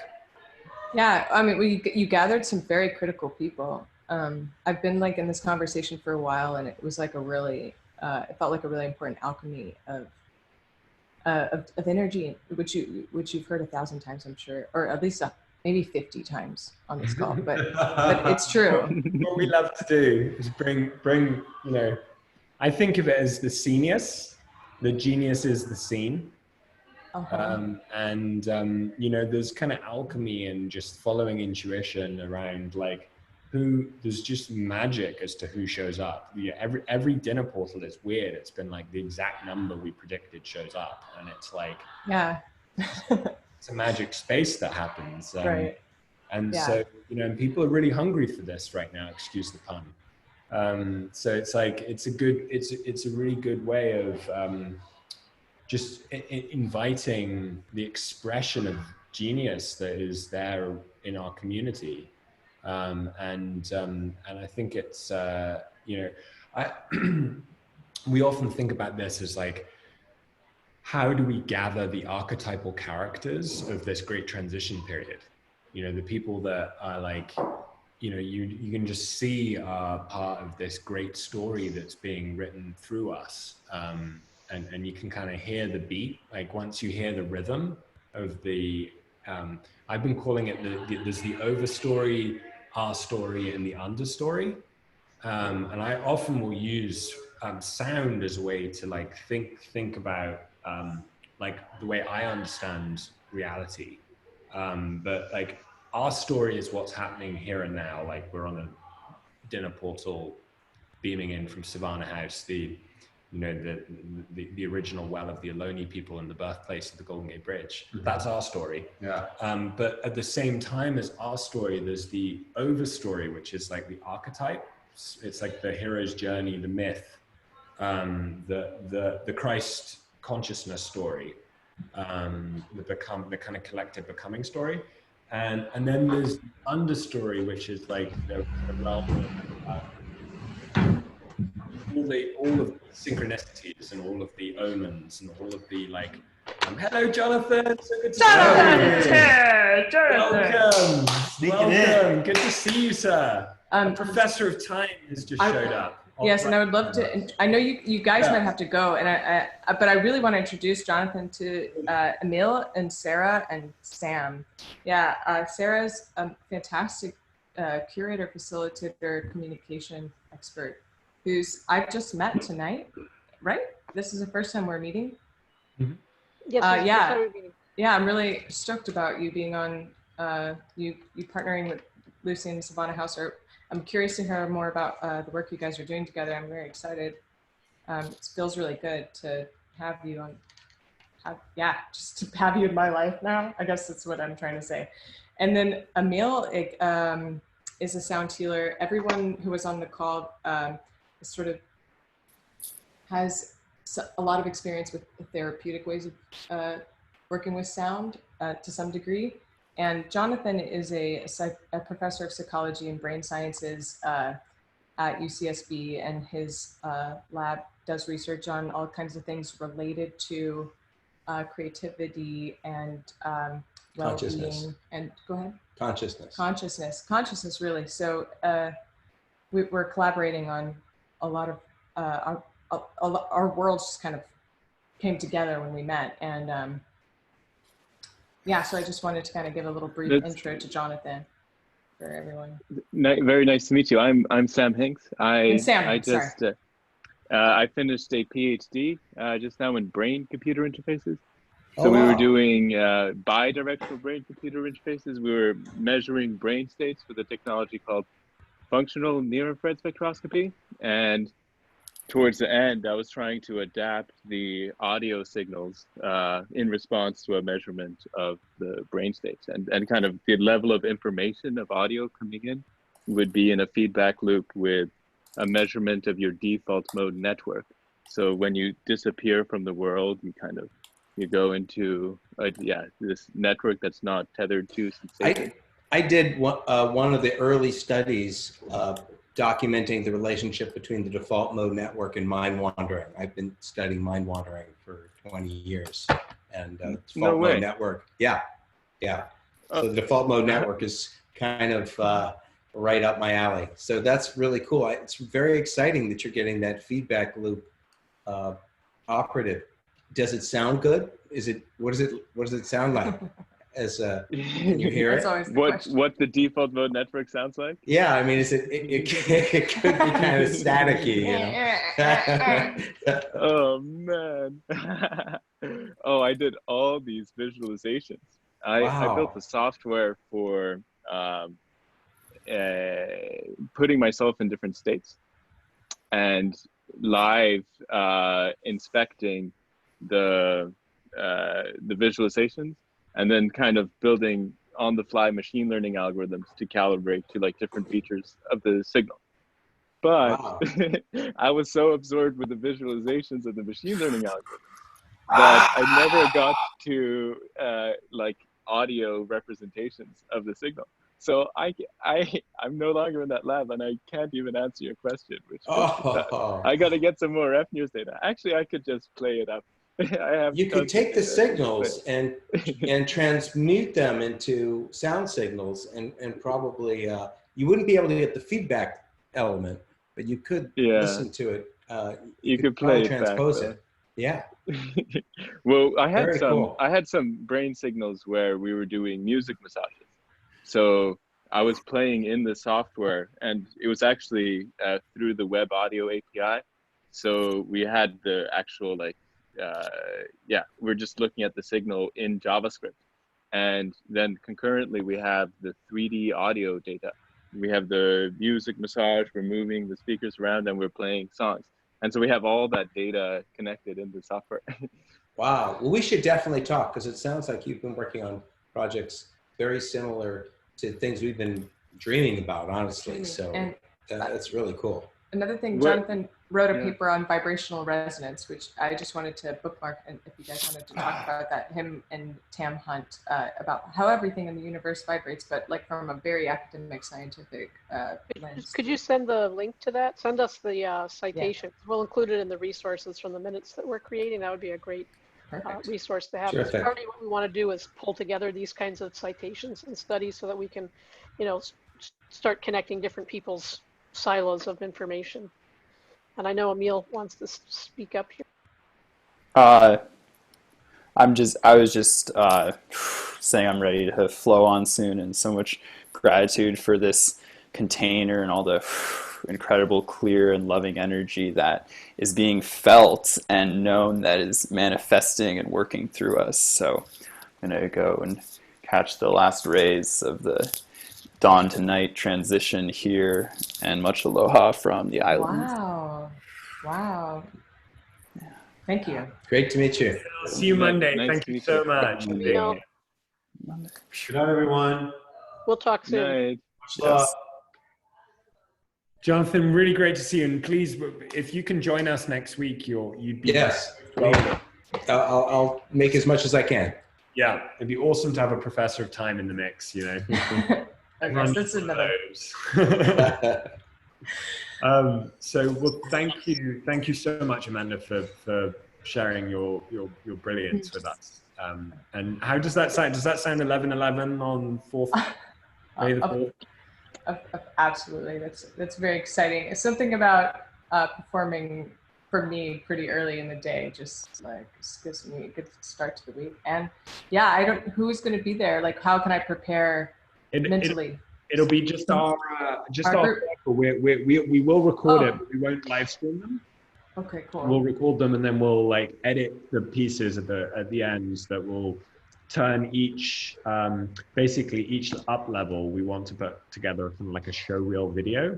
So it's going to be the group of people who've been at this dinner, whoever chooses to participate in gathering again next week to create this vision of 8 actionable steps forward that we can take to continue the synthesis and moving of sound healing into hospitals and into the world. Okay, and how can, I would love to show Jonathan just some of the intros of the people here. Yeah, catch him up. To my Facebook, I created a watch party, and as soon as I press stop recording, it will all be there. Is this being recorded right now? It is. Nice. Is that okay? It's totally okay. No, I see that it is. I just think it's very meta to suddenly announce recording is happening when it's being recorded. I don't know. It was a personal. It's a portal here. It's a fractal. But who knows how many times it will be fractaled in time. I do have to say that the containers with Lucian so far virtually have felt like similar to meeting people in hyperspace. So Sarah, I give you credit for whatever you've done. And Marin as well. You seem like to say it. So all of you people who know Lucian, so this has felt like the most like I'm sort of meeting soul to soul through sort of invisible. We've got a whole lot of festivals coming up. And you both were such a smash hit last week, but we're doing a two-day festival around, it's called One Earth Live on the 23rd and 24th of May. And we're programming 8 hours of live programming it's got an audience of up to 20 million people. That's gonna be awesome. And we're going to interview the artists and bring people like Nako into 2030, which is like, I'm having a bit of a wet dream over. And then we've got a 3-day festival on the 20th, 21st and 22nd of June that we're hosting, a Unified Planet Festival, three 8 hours a day, 2 hours of wellness in the morning. We might do multiple stages, otherwise we might do one stage, we'll see. But it's 2 hours of wellness in the morning, 4 hours of community, and then 2 hours of arts at the end of the day over 3 days. And we're partnering with this giant event called COVID, which is like Live Aid for COVID with that. And it's the World Rainforest Day, it's World Climate Change Day as well. So there's a whole bunch of things, lots of different partners coming together for that. And then really exciting, we're doing, and would love you all to be involved in this, we're doing an 8-day festival, 8 by 8, 88, and with the goal of getting 144,000 people together on the 30th of August to the 7th of September. And we're going to create the Omniverse, and we're going to create a game out of the Omniverse. And the vision there is to basically bring as many people as possible into the experience of Burning Man culture, but imbue the story with all sorts of myth and murder mysteries and daddy verses and hatter verses and all kinds of things that we can't even imagine right now. Yeah, we have some VR game prototype ideas that if there was a way to make sort of the visual side of things happen synchronized with the why don't we have imagine? a VR room for everyone that comes in needs to have VR, and then you could create a VR experience in the Omniverse. Whoa. Yeah, it could be pretty wild, and we could see each other. We could work towards that as a potential goal where we could we've got a few months, and I think there's going to be, there's a huge opportunity for the Burning Man community to really show its this is what it's about. Show itself to the world in a way that doesn't need privilege to be able to access. And so we want to I said have a lot more than 144,000 people come and play the game that week, but that's our goal. I think it's with the amount of talent that's coming together around this, I think it's going to be a game changer. Amazing, well done. Yeah. So there's really fun stuff coming up, and then all along every week we're going to be playing the game. Sarah, what were you going to say? No, just that, Lucian, that I had an idea that relates to what you guys want to do with the Omniverse, because I've been thinking about creating a serial story, right, where people play avatars. They make themselves into an avatar that's playing the Unified Planet game. So that in addition to really playing the game, right, you create a story in which people are writing their own characters, right, taking on this playing of the game. So it gives people an imaginative space in which to playing the game without actually having to show up and play the game, but it's actually really the same thing, which anybody who does hypnosis knows, right? It's really the same thing. So you have people playing the game virtually by writing themselves into a story that's a collaborative group story, right? Yeah. Right, so you have a virtual Civana house, right? Yeah. And people set up their own houses and start creating collaborative stories, right? That they're writing together, that they're scripting together. You know how when we were kids, we used to just do a story in the beginning there was. Yes, exactly, and then you pass it around, exactly. That's the idea, yes, except instead of just passing around the story, people also have to create themselves as a character, right? And so it plays into the mythos and to the archetypes, right? So people have to choose their archetype and they write for that archetype. Yeah, Lucian was saying this last week, so you guys seem like you're completely on the same page as far as that concept goes. And the way that you brought together people who've done a lot of personal research and just have really amazing data on sound and I feel like I learned so much from this experience. Also sort of seeing narrative and story as its own category that could be really well thought through as far as how it relates to the brain and how it relates to hypnosis. That would be an interesting thing to pair. So you've got sound and you've got the narrative that people are sort of walking through the interface, not the interface, but the sort of the user experience is something that's really grounded in this holistic transformational framework. Right, because of course language was originally sound. And we forget that because we live in a world of books. But of course, human beings are primarily oral, right? So primary morality is the condition in which human culture and civilization was created and in which human beings lived for hundreds of thousands of years. So, yeah. I think one of the intentions within the 7-year period that we're in right now, which is kicking off this golden decade, is within 7 years we can introduce, and it could be this initial up level that seeds this, a new planetary language that like nobody's really tried this at any significant scale since Esperanto. And I think it's like super ripe to reimagine language right now, to not just be a spoken, something that we wait in turn to speak and communicate in a very ineffective, slow way, but we use every sense faculty that we have, including new senses like telepathy and anything else we might be able to understand better. But that we could introduce a language that's a quantum level more effective than our current spoken word, and we could do it in such a way that would give ourselves the ability to do essentially like a kind of new operating system for the human mind.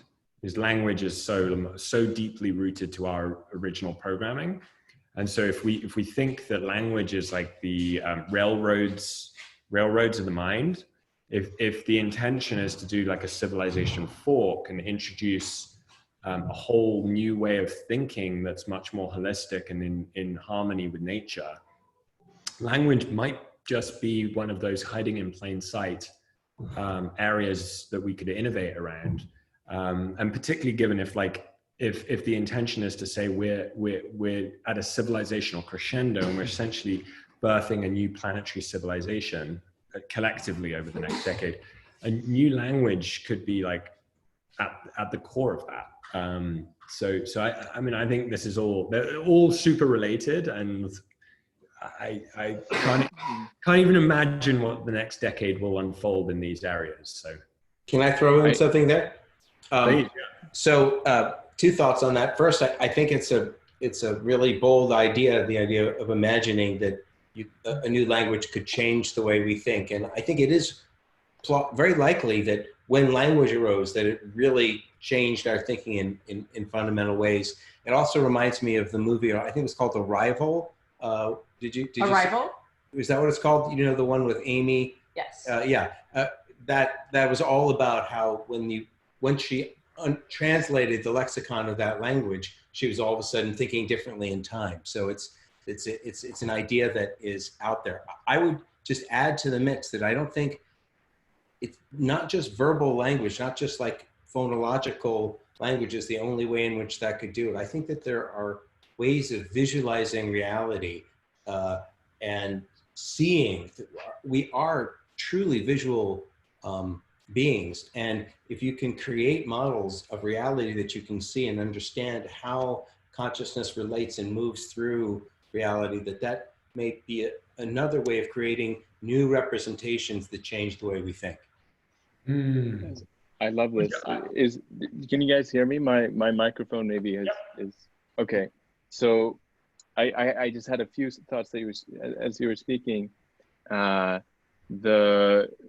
The new language, or I love the word operating system, and I love just there's an enormous family of metaphors that have been developed in computer science for handling, well, how do you build a user interface or a simple manageable system as code, as a graphical user interface to a user, to understand this extremely complex information processing that's happening at the bottom. And this is where we are. We're this, this state shifting engine, and on top of it, there are just these layers of abstraction and interfaces, and we're here at one of them in language. But we could be like at any level we want. One thing that I've done with myself is develop a color interface for my thought and sensation. So I just started putting different colors on like different thoughts and energies and so on, and sort of reatomized my consciousness, or like created new sort of foundational units if I go into that space. But then I noticed like I'll go into another space where it's totally gone. But yeah, it's like a color coding of different networks that I have going. Very synesthetic. Yeah, Yeah. I performed with Microdose VR as the sort of extension of an AI, which I was playing the role of an AI that was becoming conscious through downloading the 7 planes of existence, or sort of higher realms of consciousness, and just playing with that idea. It was fun. And Microdose VR from Android Jones is what the Android sort of like used to express itself. And also color changing has been something I've been working with too, as someone who has, or according to Ramachandran, the author of The Telltale Brains, the scientist who created the mirror box, which is a sort of phenomenal way of helping people who have phantom limb pain to resolve it by just having the mirror image of their other limb move. Synesthesia, that was a long-winded way of saying I have synesthesia too. And yeah, I think that that's a thread that would be really interesting to follow, that we could start coordinating audio, visual with color, and even like very simple shapes and patterns that can kind of express different, perhaps networks of the brain, or different sort of modes, and connect them to the person. And then eventually, by the time Burning Man happens, perhaps there'd be a way to sort of interface with each other's self-expression. That's the idea that comes to mind. What you were describing there, Jonathan and Amanda, like that is when I spend a lot of my time like trying to remember the future and just like modeling like what feels familiar in the future. And one of the things that came during my last Vipassana was these fully immersive suits that I just called Amore suits, because they're like our love. We wear our love. Our armor is our Amore. And they're these like haptic full body suits that are visual, but also like vibratory to our senses. And so they are essentially like extensions of our ears and eyes. And they communicate in sync with each other, basically. And I was thinking that we'd be able to go to concerts or go to experiences at home together, for example, and have like world's Jedi alchemists like create completely transcendent experiences that would be all about this, I call it the new Holy Trinity: communitas, catharsis, and ecstasis. Communitas, the feeling of oneness and community. Catharsis, the feeling of collective healing, and ecstasis, the feeling of collective ecstasy. When those three things get brought together in a collective context, You hiccup. Yeah, I like. Oh, sorry. Yeah, that's I'm contorting. Yeah. That's what I think the next it's going to be pretty cool. It's going to be like, and particularly if these innovations, one really important point, if these innovations are coming out exclusively for people playing the game, that you have to have taken the oath and you're playing the game to be able to access things like these new technologies, and that they're actually in the planetary commons, and the only way you get access to them is by giving to the planetary commons. That's like actually a kind of a Commonwealth engine that could just create like a flywheel. And I think, the number of people that are just ready for a better story is, these are all like, I guess, kind of experiential spectacles that are going to be so much fun to like let our imagination run, and like create the most epic spectacles of love and light. Absolutely. Amen. One more just little thing about the Amore suit. With the project that I did with Paul Ekman and Eve Ekman, the Science of Emotions, Spatial Sound, Dalai Lama, they had motion sensors that could control the sound moving through 3D space on my body. So I could bring the sound of a wave in, pull it through the audience, and then lift it up and turn it into rain. Wow. And then all of a sudden the sound would change into birds moving, and then all of a sudden the human voice. And it was it was the very beginning. I mean, we had a month to kind of put this together with the tech, but it was, and all the different people who are collaborating on it have kind of dispersed, you know, but there's this like possibility of really creating a full bodysuit that could translate the inner world very, you know, with the right programming, you know, the right sort of coding could really translate the inner experience into to a synesthetic omniverse. How about we put like a pretty epic suggestion, it might not be on this upgrade, but would be Amore suits in the comments for players of the, you know, once people, if people have to play a certain number of levels to be able to get access to this, and like you need to have delivered a certain amount of value, etc. There's a lot we can do with, you know, tried and tested ways of bringing people like what they really want, but like instead of focusing them on doing jobs they don't enjoy, to buy shit they don't need to impress people they don't like. Maybe if we put it into the planetary commons and said, like, you know, you get access to this when you meaningfully contribute to building a new civilization that's just and regenerative. That could be a good strategy. You know, it's going to be so much fun as this unfolds and all these technologies come together into this incredible symphony. It's the new Publishers Clearinghouse sweepstakes. Sorry? Yeah. It's the new Publishers Clearinghouse sweepstakes. Exactly. Yeah.